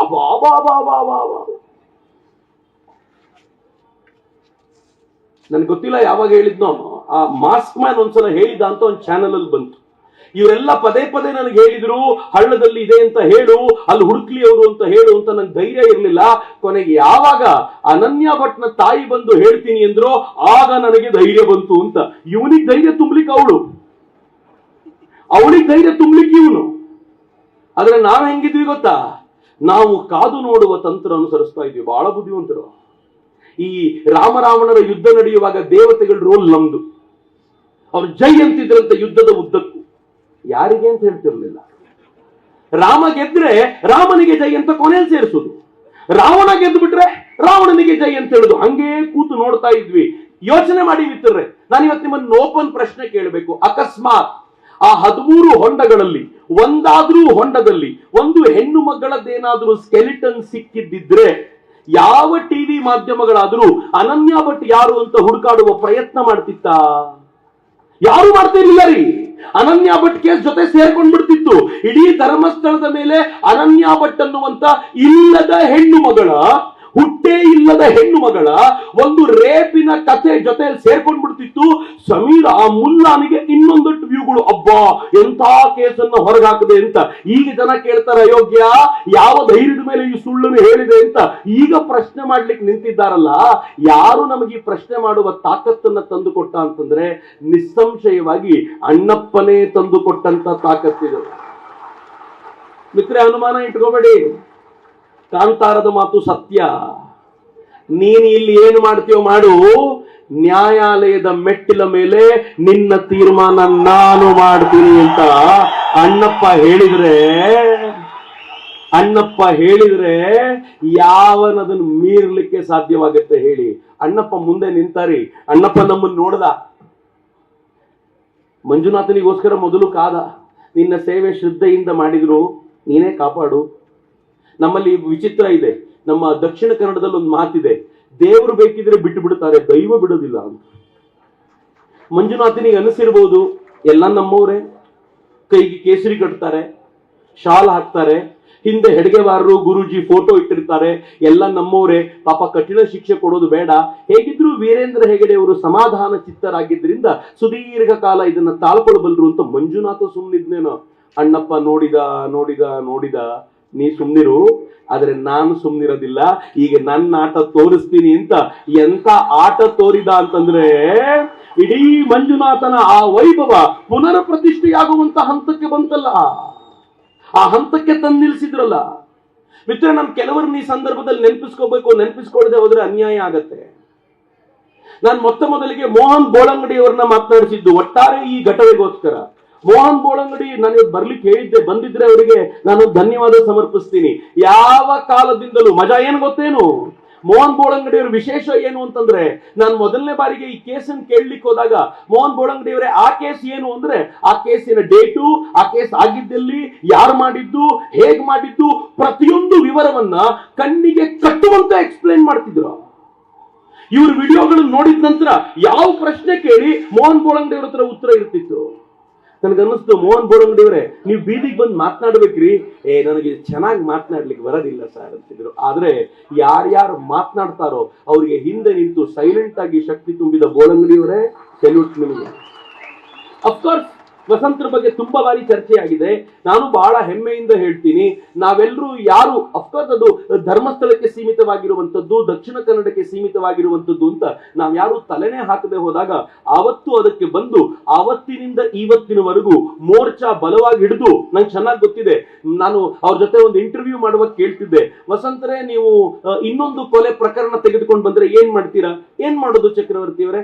ಅವರು ಹೊಸದೊಂದು ಕೊಲೆ ಅಂತ ತಗೊಂಡ್ ಬರ್ತಾರೆ, ನಾವು ಅದಕ್ಕೆ ಪ್ರೂಫ್ ಅನ್ನು ಹುಡುಕಾಡ್ಕೊಂಡು ನಾವು ಹೋಗ್ಬೇಕು. ಅವ್ರಿಗೇನು ಸುಳ್ಳು ಹೇಳಲಿಕ್ಕೆ ಟೆನ್ಷನ್ ಇಲ್ಲ, ಒಂದು ಸುಳ್ಳು ಹೇಳ್ಬಿಡ್ತಾರೆ, ಅದು ಸುಳ್ಳು ಅಂತ ಪ್ರೂವ್ ಮಾಡ್ಲಿಕ್ಕೆ ನಾವು ಸಾಯ್ಬೇಕು. ಇದೇ ಕೆಲಸ ಆಗೋಗಿದೆ ನಮ್ಗೆ ಅಂತ ಕಳೆದ 10-12 ವರ್ಷಗಳಿಂದ ನಿರಂತರವಾಗಿ ಅವರು ಆಡಿದ ಪ್ರತಿಯೊಂದು ಮಾತನ್ನು ಸುಳ್ಳು ಅಂತ ಸಾಬೀತು ಮಾಡೋದ್ರಲ್ಲಿ ನಿರತರಾಗಿದ್ದಾರಲ್ಲ. ಕಂಗ್ರ್ಯಾಚುಲೇಷನ್ಸ್. ನಾನು ಬಹಳ ಪ್ರೀತಿಯಿಂದ ಅಭಿನಂದಿಸ್ತೀನಿ. ಕೀರ್ತಿ ರಾತ್ರಿ 12:30 1 ಗಂಟೆಗೆಲ್ಲ ಫೋನ್ ಮಾಡಿ ಜೀವ ತಿಂತಾನೆ ಮನುಷ್ಯ. ನಾನು ಯೂಶುವಲ್ ಆಗಿ ಯಾರ್ದು ಫೋನ್ ರಿಸೀವ್ ಮಾಡೋದಿಲ್ಲ, ಕೀರ್ತಿ ಫೋನ್ ಮಾತ್ರ ರಿಸೀವ್ ಮಾಡ್ತೀನಿ. ಇನ್ಯಾವ ಪ್ರಾಬ್ಲಮ್ ಅಲ್ಲಿ ಸಿಕ್ಕಾಕೊಂಡಪ್ಪ, ಈ ಎಲ್ಲಿಗೆ ಓಡ್ಬೇಕಪ್ಪ ಅಂತ ಆಗೆಲ್ಲ ರಿಸೀವ್ ಮಾಡೋದುಂಟು. ನಾನು ಕಂಗ್ರ್ಯಾಚುಲೇಷನ್ಸ್ ಹೇಳಲಿಕ್ಕೆ ಇಷ್ಟಪಡ್ತೀನಿ. ಅಜ್ಜಿ ಸಿಕ್ಕ ದಿನ, ಅಜ್ಜಿ ಇದನ್ನ ನಾನು ಹೇಳಿದ್ದೆಲ್ಲ ಸುಳ್ಳು ಅಂತ ಹೇಳಿದ ದಿನ ನನ್ನ ಗಮನಕ್ಕೆ ಬಂದಂತ ಕೆಲವು ವ್ಯಕ್ತಿಗಳನ್ನ ನಾನು ನಿಮ್ಮ ಮುಂದೆ ಇಡ್ತಿದ್ದೀನಿ ಅಷ್ಟೇ. ಕೀರ್ತಿ, ಮಹೇಶು, ಯಾವ ಟ್ರಾಲ್ ಪೇಜ್ಗಳು ಜೊತೆಯಲ್ಲಿ ನಿಲ್ಲದಿಲ್ಲ ಅನ್ನುವಂತ ಕಾಲದಲ್ಲೂ ಕೂಡ ಧರ್ಮಸ್ಥಳದ ಪರವಾಗಿ ಮುಲಾಜಿಲ್ದೆ ಪೋಸ್ಟ್ ಗಳನ್ನ ಮಾಡ್ತಾ, ಮುಲಾಜಿಲ್ದೆ ಧರ್ಮಸ್ಥಳದ ಪರವಾಗಿ ಏನನ್ನೂ ಅಪೇಕ್ಷಿಸದೆ ತನ್ನ ಟೀಮ್ ಅನ್ನ ಕಟ್ಟಿಕೊಂಡು ಮಾಡಿದ್ದು. ಬಹಳ ಜನ ತುಂಬಾ ನಂತರ ಬಂದಿದ್ದಾರೆ, ನಾನು ಎಲ್ರಿಗೂ ಧನ್ಯವಾದವನ್ನು ಸಮರ್ಪಿಸ್ತೀನಿ. ಅಫ್ಕೋರ್ಸ್ ನಮ್ ಪುನೀತ ಆ ಗಲಾಟೆಯಲ್ಲಿ ನಿಂತಾಗ ಅವ್ನು ಚಾಲೆಂಜ್ ಮಾಡಿದಾಗ ನನ್ಗೆ ಬಹಳ ಆಶ್ಚರ್ಯ ಅನ್ಸುತ್ತೆ ರೀ. ವೀರೇಂದ್ರ ಹೆಗಡೆಯವರ ಬಾಯಿಯಿಂದ ಒಂದು ದಿನ ಒಂದು ಕೊಳಕು ಶಬ್ದ ಯಾರೂ ಕೇಳಲಿಲ್ಲ. ಕೊಳಕು ಶಬ್ದ ದೂರದ ಮಾತು, ಅಪಶಬ್ದ ಕೇಳಲಿಲ್ಲ ರೀ. ಅಪಶಬ್ದ ಒಂದು ಬರೋದಿಲ್ಲ. ಅವ್ರ ಜೊತೆ ನೀವು ಸುಮ್ಮನೆ ಕೂತ್ಕೊಂಡು ಮಾತನಾಡುವಾಗ್ಲೂ ಆಹಾ ಅನ್ಸುತ್ತೆ, ಏನ್ ಚಂದ ಇರುತ್ತಪ್ಪ ಅಂತ. ಒಬ್ಬ ತಾಯಿ ನನಗೆ ಫೋನ್ ಮಾಡಿದ್ರು, ವೀರೇಂದ್ರ ಹೆಗಡೆ ಅವರ ವ್ಯಕ್ತಿತ್ವ ಎಂತದ್ದು ಅಂತ ಹೇಳಲಿಕ್ಕೆ. ಫೋನ್ ಮಾಡಿ ಏನ್ ಹೇಳಿದ್ರು ಗೊತ್ತಾ, ನಮ್ಮ ಮನೆಗೆ ವೀರೇಂದ್ರ ಹೆಗಡೆ ಅವರ ಶ್ರೀಮತಿಯವರು ಬರ್ತಾರೆ ಆಗಾಗ, ಅವ್ರು ಬಂದು ಒಂದು 4 ದಿನ ಇದ್ರೆ ಆಗಾಗ ವೀರೇಂದ್ರ ಹೆಗಡೆ ಅವರು ಬರ್ತಾರೆ. ಬಂದ ತಕ್ಷಣ ಮೊದಲು ತನ್ನ ಹೆಂಡತಿನ ಮಾತಾಡಿಸ್ತಾರಂತೆ, ಹೇಗಿದ್ದಿ, ಚೆನ್ನಾಗಿದ್ಯಾ, ಅಷ್ಟೇ. ನೆಕ್ಸ್ಟ್ ಏನ್ ಮಾತು ಗೊತ್ತಾ, ಅದು ಒಂದು 4 ಜನ ಈ ಪ್ರಾಬ್ಲಮ್ ಹೇಳ್ಕೊಂಡು ಬಂದಿದ್ರು, ಈ ಪ್ರಾಬ್ಲಮ್ಗೆ ಏನ್ ಮಾಡ್ಬೇಕು ಅಂತ ಗೊತ್ತಾಗ್ತಾ ಇಲ್ಲ ಅಂತ ಆ ಪ್ರಾಬ್ಲಮ್ ಡಿಸ್ಕಷನ್ ಮಾಡೋದು. ಇನ್ನೊಂದು ಪ್ರಾಬ್ಲಮ್ ತಗೊಳ್ಳೋದು, ಅದ್ರ ಬಗ್ಗೆ ಮಾತನಾಡೋದು. ನೀನು ವಾತ್ಸಲ್ಯ ಯೋಜನೆ ಇದೆಯಲ್ಲ, ಅದರಲ್ಲಿ ಇಂಥದ್ದೊಂದು ಸಮಸ್ಯೆ ಇದೆ, ಅದನ್ನ ಸರಿ ಮಾಡಬೇಕು ಅಂತ. ಈ ತಾಯಿ ಕೇಳಿದ್ರಂತೆ, ನೀವು ಗಂಡ ಹೆಂಡತಿ ಇದು ಬಿಟ್ರೆ ಬೇರೆ ಮಾತೇ ಆಡಲ್ವಾ? ನೆಕ್ಸ್ಟ್ ಅವ್ರು ಹೇಳಿದ್ ಬಹಳ, ನಾನು ಅವತ್ತು ಬೆಳಗ್ಗೆ ಸ್ವಲ್ಪ ಬೇಗ ಕಾಲ್ ಮಾಡಿದ್ರು. ಅವರು ಮಾತನಾಡಿದ್ದನಂತ ನಂಗೆ ಹೇಳಿದಾಗ ಬಹಳ ಬೇಸರ ಅನ್ನಿಸ್ತು. ಆ ತಾಯಿ ಕೇಳಿದ್ರಂತೆ, ಗಂಡ ಹೆಂಡತಿ ಬೇರೆನೂ ಮಾತಾಡೋದು ಇರುತ್ತಾ? ಮದುವೆ ಆದಾಗಲಿಂದ ಇವತ್ತಿನವರೆಗೂ ತಮ್ಮ ನಡುವೆ ಬೇರೆ ಮಾತೇ ಆಡಿಕೊಳ್ಳದೆ ಸಮಾಜದ ಒಳಿತಿಗೋಸ್ಕರ ಹಗಲು ರಾತ್ರಿ ಕೆಲಸ ಮಾಡೋ ಮನುಷ್ಯರನ್ನ ಹೊಲಸು ಪದಗಳಿಂದ ನಿಂದಿಸುವಂತ ವ್ಯಕ್ತಿಗಳು ಹೆಂಗೆ? ಮಿತ್ರ, ಬಹಳ ಜನ ಆ ಥರದವರು. ನಾನು ತನ್ವೀರನ್ನ ನೆನಪಿಸ್ಕೋತೀನಿ. ತನ್ವೀರ್ ಬಹಳ ಜೊತೆಯಲ್ಲಿ ನಿಂತರು. ನಾನು ಯಾವ ವಿಚಾರವನ್ನು ಹೇಳುವಾಗ್ಲೂ ಕೂಡ ಅವರಿಗೊಂದು ಕಾಲ್ ಮಾಡಿದ್ರೆ ಅದಕ್ಕೆ ಬೇಕಾಗಿರುವ ವ್ಯವಸ್ಥೆಯನ್ನು ಮಾಡ್ತಿದ್ರು. ಎಲ್ಲ ಯೂಟ್ಯೂಬರ್ಗಳು ಧರ್ಮಸ್ಥಳದ ವಿರುದ್ಧವಾಗಿ ಬಲವಾಗಿ ನಿಂತು ಯಾರ್ಯಾರ ಧರ್ಮಸ್ಥಳದ ಪರವಾಗಿ ಮಾತನಾಡ್ತಾರೋ ಅಂಥ ಅವರನ್ನ ವಾಚಾಮಗೋಚರವಾಗಿ ಬೈಯುವ ಹಂತದಲ್ಲೂ ಕೂಡ ನಮ್ಮ ವಿಕಾಸ ಮೈಸೂರಿನಲ್ಲಿ ನಿಂತುಕೊಂಡು ಹಗಲು ರಾತ್ರಿ ಕೆಲಸ ಮಾಡಿದ್ದಾನೆ. ಧರ್ಮಸ್ಥಳದ ಪರವಾಗಿ 4 ಮಾತು ಬರೆಯೋದಕ್ಕೆ ಅಂಜುತ್ತಾ ಇರುವಾಗ ಆ ಧರ್ಮಸ್ಥಳದ ಪರವಾಗಿ ಧೈರ್ಯವಾಗಿ ಬರೆಯೋದಕ್ಕೆ ಜಿತೇಂದ್ರ ಕುಂದೇಶ್ವರರು ಬಂದಿರಬಹುದು ಅಂತ ಅನ್ಕೋತೀನಿ ನಾನು. ಇವತ್ತು ನಿಂತ್ಕೊಂಡು ಕೆಲಸ ಮಾಡಿದವರಿದ್ದಾರೆ. ಅದನ್ನು ಬಿಟ್ಟು ಕೂಡ ಅನೇಕರು ಹೋರಾಟದ ಹಾದಿಯಲ್ಲಿ ಜೊತೆಯಲ್ಲಿ ನಿಂತ್ಕೊಂಡು ಇದು ಕೊನೆಗೆ ಮುಟ್ಟಿಸಲೇಬೇಕು ಅಂತ ಹಠ ಹಿಡಿದ ಎಲ್ಲರಿಗೂ ನಾನು ಹೇಗೆ ಧನ್ಯವಾದ ಹೇಳಲಿ? ಅಫ್ಕೋರ್ಸ್ ನಾನು ಅದಕ್ಕೆ ಸೇರಿದವನಲ್ಲ. ನಾನು ಮೊದಲೇ ಹೇಳಿದ್ದೀನಿ, ನಾನೇ ಧರ್ಮಸ್ಥಳದವನಲ್ಲ, ನಾನೇ ಜೈನರ ಕಮ್ಯುನಿಟಿಗೆ ಸೇರಿದವನಲ್ಲ. ಆದ್ರೆ ಧರ್ಮಸ್ಥಳ ನನ್ನ ಹಿಂದೂ ಕಮ್ಯುನಿಟಿಗೆ ಸೇರಿದ್ದು. ಧರ್ಮಸ್ಥಳದ ಜೈನರು ನನ್ನ ಹಿಂದೂ ಸಮಾಜದ ಅವಿಭಾಜ್ಯ ಅಂಗ. ಧರ್ಮಸ್ಥಳ ನನ್ನ ಪಾಲಿನ ಶ್ರೀ ಕ್ಷೇತ್ರ. ಧರ್ಮಸ್ಥಳವನ್ನ ನನ್ನ ಇಡೀ ಪರಿವಾರ ನಂಬುತ್ತೆ. ಧರ್ಮಸ್ಥಳದಲ್ಲಿರುವಂತ ಖಾವಂದರನ್ನ, ವೀರೇಂದ್ರ ಹೆಗ್ಗಡೆಯವರನ್ನ ನನ್ನ ಮನೆಗಳಲ್ಲಿ, ನನ್ನ ಉತ್ತರ ಕನ್ನಡ ದಕ್ಷಿಣ ಕನ್ನಡದ ಮನೆಗಳಲ್ಲಿ ದೇವರು ಅಂತ ದೇವರ ಕೋಣೆಯಲ್ಲಿಟ್ಟಿದ್ದಾರೆ. ನೀವು ಇದರ ಆಘಾತಕ್ಕೆ ಬಂದರೆ ನಾವು ಸಹಿಸಲಾರೆವು ಅಂತ ಹೇಳಬೇಕಾದಂತ ಒಂದು ಅಗತ್ಯ ಇವತ್ತಿದೆ ಅಂತ. ಮಿತ್ರರೇ, ಇದು ಕೊನೆಯಾಗಬೇಕು ಅಂತಂದ್ರೆ ನಾವು ಬಲವಾಗಿ ನಿಲ್ಲಬೇಕು. ಒಂದಷ್ಟು ನಿರ್ಣಯಗಳನ್ನು ಅವ್ರು ಕೊಡ್ತಾರೆ, ನಂದೊಂದಷ್ಟು ನಿರ್ಣಯಗಳಿದೆ. ನಾನೊಂದಷ್ಟು ನಿಮ್ಮನ್ನು ಕೇಳ್ಕೊಳ್ಬೇಕು. ನೀವು ಮಾಡ್ತೀರಾ ಅಂತ ನನಗೆ ಹೇಳಬೇಕು ಅಷ್ಟೇ. ಚೌತಿ ಹತ್ತಿರಕ್ಕೆ ಬಂತು. ನನ್ನ ಮಿತ್ರರು ಒಂದು ಐಡಿಯಾ ಕೊಟ್ಟಿದ್ದಾರೆ, ನನಗೆ ಬಹಳ ಚೆನ್ನಾಗಿದೆ ಅಂತ ಅನ್ನಿಸ್ತು. ಚೌತಿಯ ಪೆಂಡಾಲ್ನಲ್ಲಿ ಅಣ್ಣಪ್ಪನಿಗೋಸ್ಕರ ಒಂದು ಹುಂಡಿ ಇಡಿ. ಈ ಸಲ ಗಣೇಶನಿಗೆ ಬೇರೆ ಹುಂಡಿ ಇಡ್ಲಿ, ಅಣ್ಣಪ್ಪನ ಒಂದು ಹುಂಡಿ. ನಂದು ರಿಕ್ವೆಸ್ಟ್ ಇದು, ನಂಗೆ ಗೊತ್ತಿಲ್ಲ, ನೀವು ಮಾಡಬಹುದು ಬಿಡಬಹುದು. ಯಾರಿಗೋಸ್ಕರ ಗೊತ್ತಾ ಹುಂಡಿ?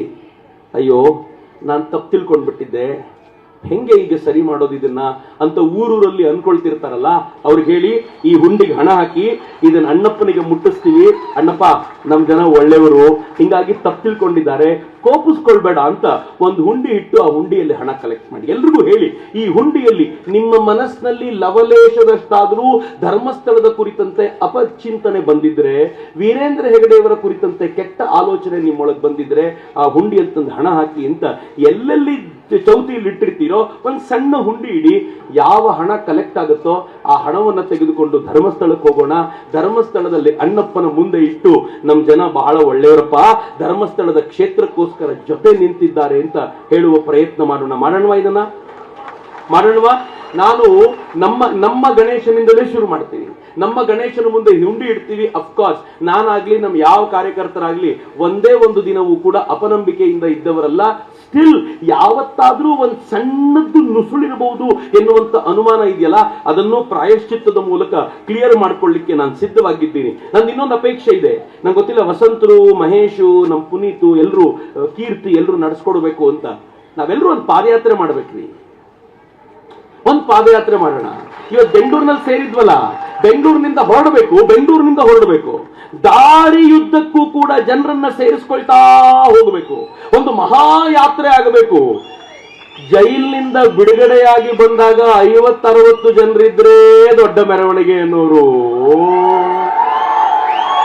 ಇನ್ನು ಧರ್ಮಸ್ಥಳದ ಮಂಜುನಾಥನಿಗಾಗಿ ಹೊರಡುವ ಮೆರವಣಿಗೆ ನೋಡಿ ಹೆಂಗಾಗಬೇಕು ಮಿತ್ರೆ. ಕೇಸರಿಯ ಮಹಾಸಾಗರ ಕಾಣುವಂತಾಗಬೇಕು. ಹತ್ರ ಹೋಗ್ತಿದ್ದಂತೆ ಕೊನೆಗೆ ವೀರೇಂದ್ರ ಹೆಗ್ಡೆ ಅವರು ಕೇಳಬೇಕು, ಇಷ್ಟೆಲ್ಲ ಜನ ಬರಬೇಡ್ರಪ್ಪ, ನಂಗೆ ಬಹಳ ಕಷ್ಟ ಆಗುತ್ತೆ ಇಲ್ಲಿ ಮೇಂಟೈನ್ ಮಾಡೋದು ಅಂತ ಹೇಳುವಂತ ಒಂದು ವಾತಾವರಣ ಕ್ರಿಯೇಟ್ ಆಗಬೇಕು. ನನಗನ್ಸುತ್ತೆ ನಾವೆಲ್ಲರೂ ಸೇರಿ ಇದಕ್ಕೆ ಮಾಡಬೇಕು ಅಂತ ನನ್ನ ಅಪೇಕ್ಷೆ ಇದೆ. ನಾವೆಲ್ಲರೂ ಸೇರೋಣ. ಮೂರನೇದೊಂದು ಕೆಲಸ ಇದೆ. ಅವರೆಲ್ಲರೂ ಸೇರಿ ಡಿಸೈಡ್ ಮಾಡ್ತಾರೆ. ಎಲ್ಲರೂ ಬಹಳ ಸಮರ್ಥರಿದ್ದಾರೆ. ಡಿಸೈಡ್ ಮಾಡಿ ಒಂದ್ಸಲ ಒಂದು ದೊಡ್ಡ ಮೋರ್ಚಾ ಮಾಡೋಣ ಮತ್ತು ಸ್ವಾಮೀಜಿನೂ ಕರ್ಕೊಂಡು ಹೋಗೋಣ. ದಾರಿಯುದ್ದಕ್ಕೂ ನಮ್ಗೆ ಯೋಗದ ಚಿಂತನೆಯನ್ನ ಹೇಳ್ತಾ ಸ್ವಾಮೀಜಿಯವ್ರನ್ನು ಕರ್ಕೊಂಡು ಹೋಗೋಣ. ಇನ್ನು ಮೂರನೇದೊಂದು ನನಗೆ ಅಪೇಕ್ಷೆ ಇದೆ. ಅದೇನು ಅಂತಂದ್ರೆ, ಧರ್ಮಸ್ಥಳಕ್ಕೆ ಬರುವವರ ಸಂಖ್ಯೆ ಒಂದೂ ಕಡಿಮೆ ಆಗಲಿಲ್ಲ. ಧರ್ಮಸ್ಥಳಕ್ಕೆ ಯಾರು ಬರ್ತಾರೋ ಅವ್ರು ಯಾರೂ ಕಡಿಮೆ ಆಗಲಿಲ್ಲ. ಅಫ್ಕೋರ್ಸ್ ಜಾಸ್ತಿ ಆಗಿರ್ಬೋದು. ಆದರೆ ಭಯ ಏನಿದೆ ಗೊತ್ತೇನು? ಧರ್ಮಸ್ಥಳಕ್ಕೆ ಬರುವಂತವರಲ್ಲಿ ಮುಂದಿನ ಪೀಳಿಗೆಯವರ ಸಂಖ್ಯೆ ಕಡಿಮೆಯಾಗುವ ಸಾಧ್ಯತೆ ಇದೆ. ಅವರು ಇನ್ಸ್ಟಾಗ್ರಾಮ್ ನಲ್ಲಿ ವಿಡಿಯೋ ನೋಡ್ಬಿಟ್ಟಿದ್ದಾರೆ, ಅವರು ಮುಲ್ಲಾನ ವಿಡಿಯೋ ನೋಡಿ ಲೈಕ್ ಮಾಡ್ಬಿಟ್ಟಿದ್ದಾರೆ, ಲಕ್ಷಾಂತರ ವ್ಯೂಸ್ ಅದಕ್ಕಿರೋದು ನೋಡಿ ಇಂಪ್ರೆಸ್ ಆಗ್ಬಿಟ್ಟಿದ್ದಾರೆ. ನಮ್ಮ ಶ್ರೀ ಕ್ಷೇತ್ರಗಳೆಲ್ಲ ಇಷ್ಟೇ, ಅದು ನೋಡ್ಕೊಳ್ಳೋರೆಲ್ಲ ಇಷ್ಟೇ ಅಂತ ತಲೆ ಕೂತು ಬಿಟ್ಟಿದೆ. ನಮ್ಮ ಮನೆಗಳಲ್ಲಿ ವಾಪಸ್ ಧರ್ಮಸ್ಥಳದ ಚರ್ಚೆ ಮಾಡೋಣ. ಹೇಗೆ ನನ್ನ ತಾತ ಚರ್ಚೆ ಮಾಡ್ತಿದ್ರೋ, ಹೇಗೆ ನನ್ನ ತಂದೆ ನನ್ನ ಜೊತೆ ಚರ್ಚೆ ಮಾಡಿದ್ದಾರೋ, ಮುಂದಿನ ಪೀಳಿಗೆಯೊಂದಿಗೆ ಶ್ರದ್ಧೆಯ ಭಾವನೆಗಳನ್ನ ಮಕ್ಕಳಿಗೆ ಉಳಿಸುವಂತ ಪ್ರಯತ್ನ ಮಾಡೋಣ. ಈ ಬಾರಿ ಧರ್ಮಸ್ಥಳಕ್ಕೆ ಹೋಗುವಾಗ ಮತ್ತೊಂದು ಅಪೇಕ್ಷೆ ನಂದು, ಈ ಬಾರಿ ಧರ್ಮಸ್ಥಳಕ್ಕೆ ಹೋಗುವಾಗ ನೀವು ಗಂಡ ಹೆಂಡತಿ ಮಾತ್ರ ಹೋಗ್ಬೇಡಿ, ಮನೆಯಲ್ಲಿ ಸ್ಕೂಲಿಗೆ ಹೋಗುವ, ಕಾಲೇಜ್ಗೆ ಹೋಗುವ ಮಗುವನ್ನು ಕರ್ಕೊಂಡೋಗಿ, ಆ ಮಗುವನ್ನು ಕರ್ಕೊಂಡೋಗಿ ಧರ್ಮಸ್ಥಳದಲ್ಲಿ ನಿಲ್ಲಿಸಿ, ನಾನು ಧರ್ಮಸ್ಥಳದ ಕಾರ್ಮಿಕರ ತಂಡವನ್ನು ಕೇಳ್ಕೊಳ್ತೀನಿ, ಈ ತರ ಯಾರೇ ಬಂದ್ರು ಗಡಿಬಿಡಿ ಮಾಡಬೇಡಿ, ಎಲ್ಲರೂ ಶ್ರದ್ಧೆಯಿಂದ ದೇವರ ದರ್ಶನ ಪಡ್ಕೊಳ್ಳುವಂತೆ, ದೇವರನ್ನ ನೋಡಿ ಆನಂದಿಸುವಂತೆ ಅವ್ರಿಗೆ ಬಿಟ್ಕೊಡಿ ಅಂತ ನಾವು ಕೇಳ್ಕೊಳ್ಳೋಣ. ನಾವೆಲ್ಲರೂ ಪೀಳಿಗೆಯ ಮುಂದಿನ ಪೀಳಿಗೆಯನ್ನ ಧರ್ಮಸ್ಥಳಕ್ಕೆ ಅಟ್ಯಾಚ್ ಮಾಡೋಣ. ಆಗ ಮಾತ್ರ ನಮ್ಮ ಒಳಗೆ ಭೇದ ಭಾವನೆಯನ್ನು ಬಿತ್ತಿ ಲೆಫ್ಟಿಸ್ಟ್ ಅಜೆಂಡಾ ಊರ್ಬೇಕು ಅಂತ ಏನ್ ಪ್ರಯತ್ನ ಪಟ್ಟಿದ್ರು, ಇನ್ನೂ 100 ವರ್ಷಗಳ ಕಾಲ ಅವರಿಗೆ ದಕ್ಷಿಣ ಕನ್ನಡದಲ್ಲಿ ಸ್ಥಾನ ಕೊಡ್ಲಿಕ್ಕೆ, ಈ ಕರ್ನಾಟಕದಲ್ಲಿ ಸ್ಥಾನ ಕೊಡ್ಲಿಕ್ಕೆ ಸಾಧ್ಯವಾಗದಿಲ್ಲ. ಆ ಪ್ರಯತ್ನ ನಾವು ಮಾಡಬೇಕಾಗಿದೆ. ಇನ್ನು 4ನೇದು, ಫೈಟ್ ಮಾಡೋಣ. ಈ ವಿಚಾರದಲ್ಲಿ ಬಲವಾಗಿ ನಿಂತ್ಕೊಳ್ಳೋಣ.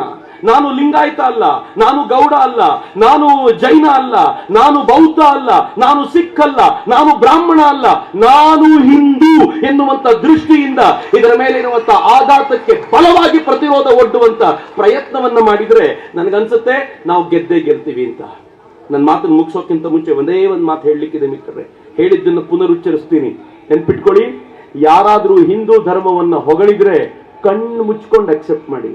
ಹಿಂದೂ ಧರ್ಮವನ್ನ ಯಾರಾದ್ರೂ ಬೈದ್ರೆ ಬೈದವನ ಯೋಗ್ಯತೆ ಏನು ಅಂತ ಮೊದಲು ಪರೀಕ್ಷೆ ಮಾಡಿ, ಆಮೇಲೆ ಯಾರು ಬೈಸ್ಕೊಂಡ್ರೋ ಅವ್ರ ಬಗ್ಗೆ ಚರ್ಚೆ ಮಾಡಿ ಅಂತ ನಾನು ನಿಮ್ಮನ್ನು ಕೇಳ್ಕೊಳ್ತಾ ನನ್ನ ಮಾತುಗಳನ್ನ ಮಂಜುನಾಥನ ಪದತಲಕ್ಕೆ ಸಮರ್ಪಿಸೋಕ್ಕಿಂತ ಮುಂಚೆ ಒಂದ್ಸಲ 2 ಕೈಗಳನ್ನ ಗಾಳಿಗೆ ಬೀಸಿ ಉಚ್ಚ ಕಂಠದಲ್ಲಿ ಜೈಕಾರ ಕೊಡಿ. ಬೋಲೋ ಭಾರತ್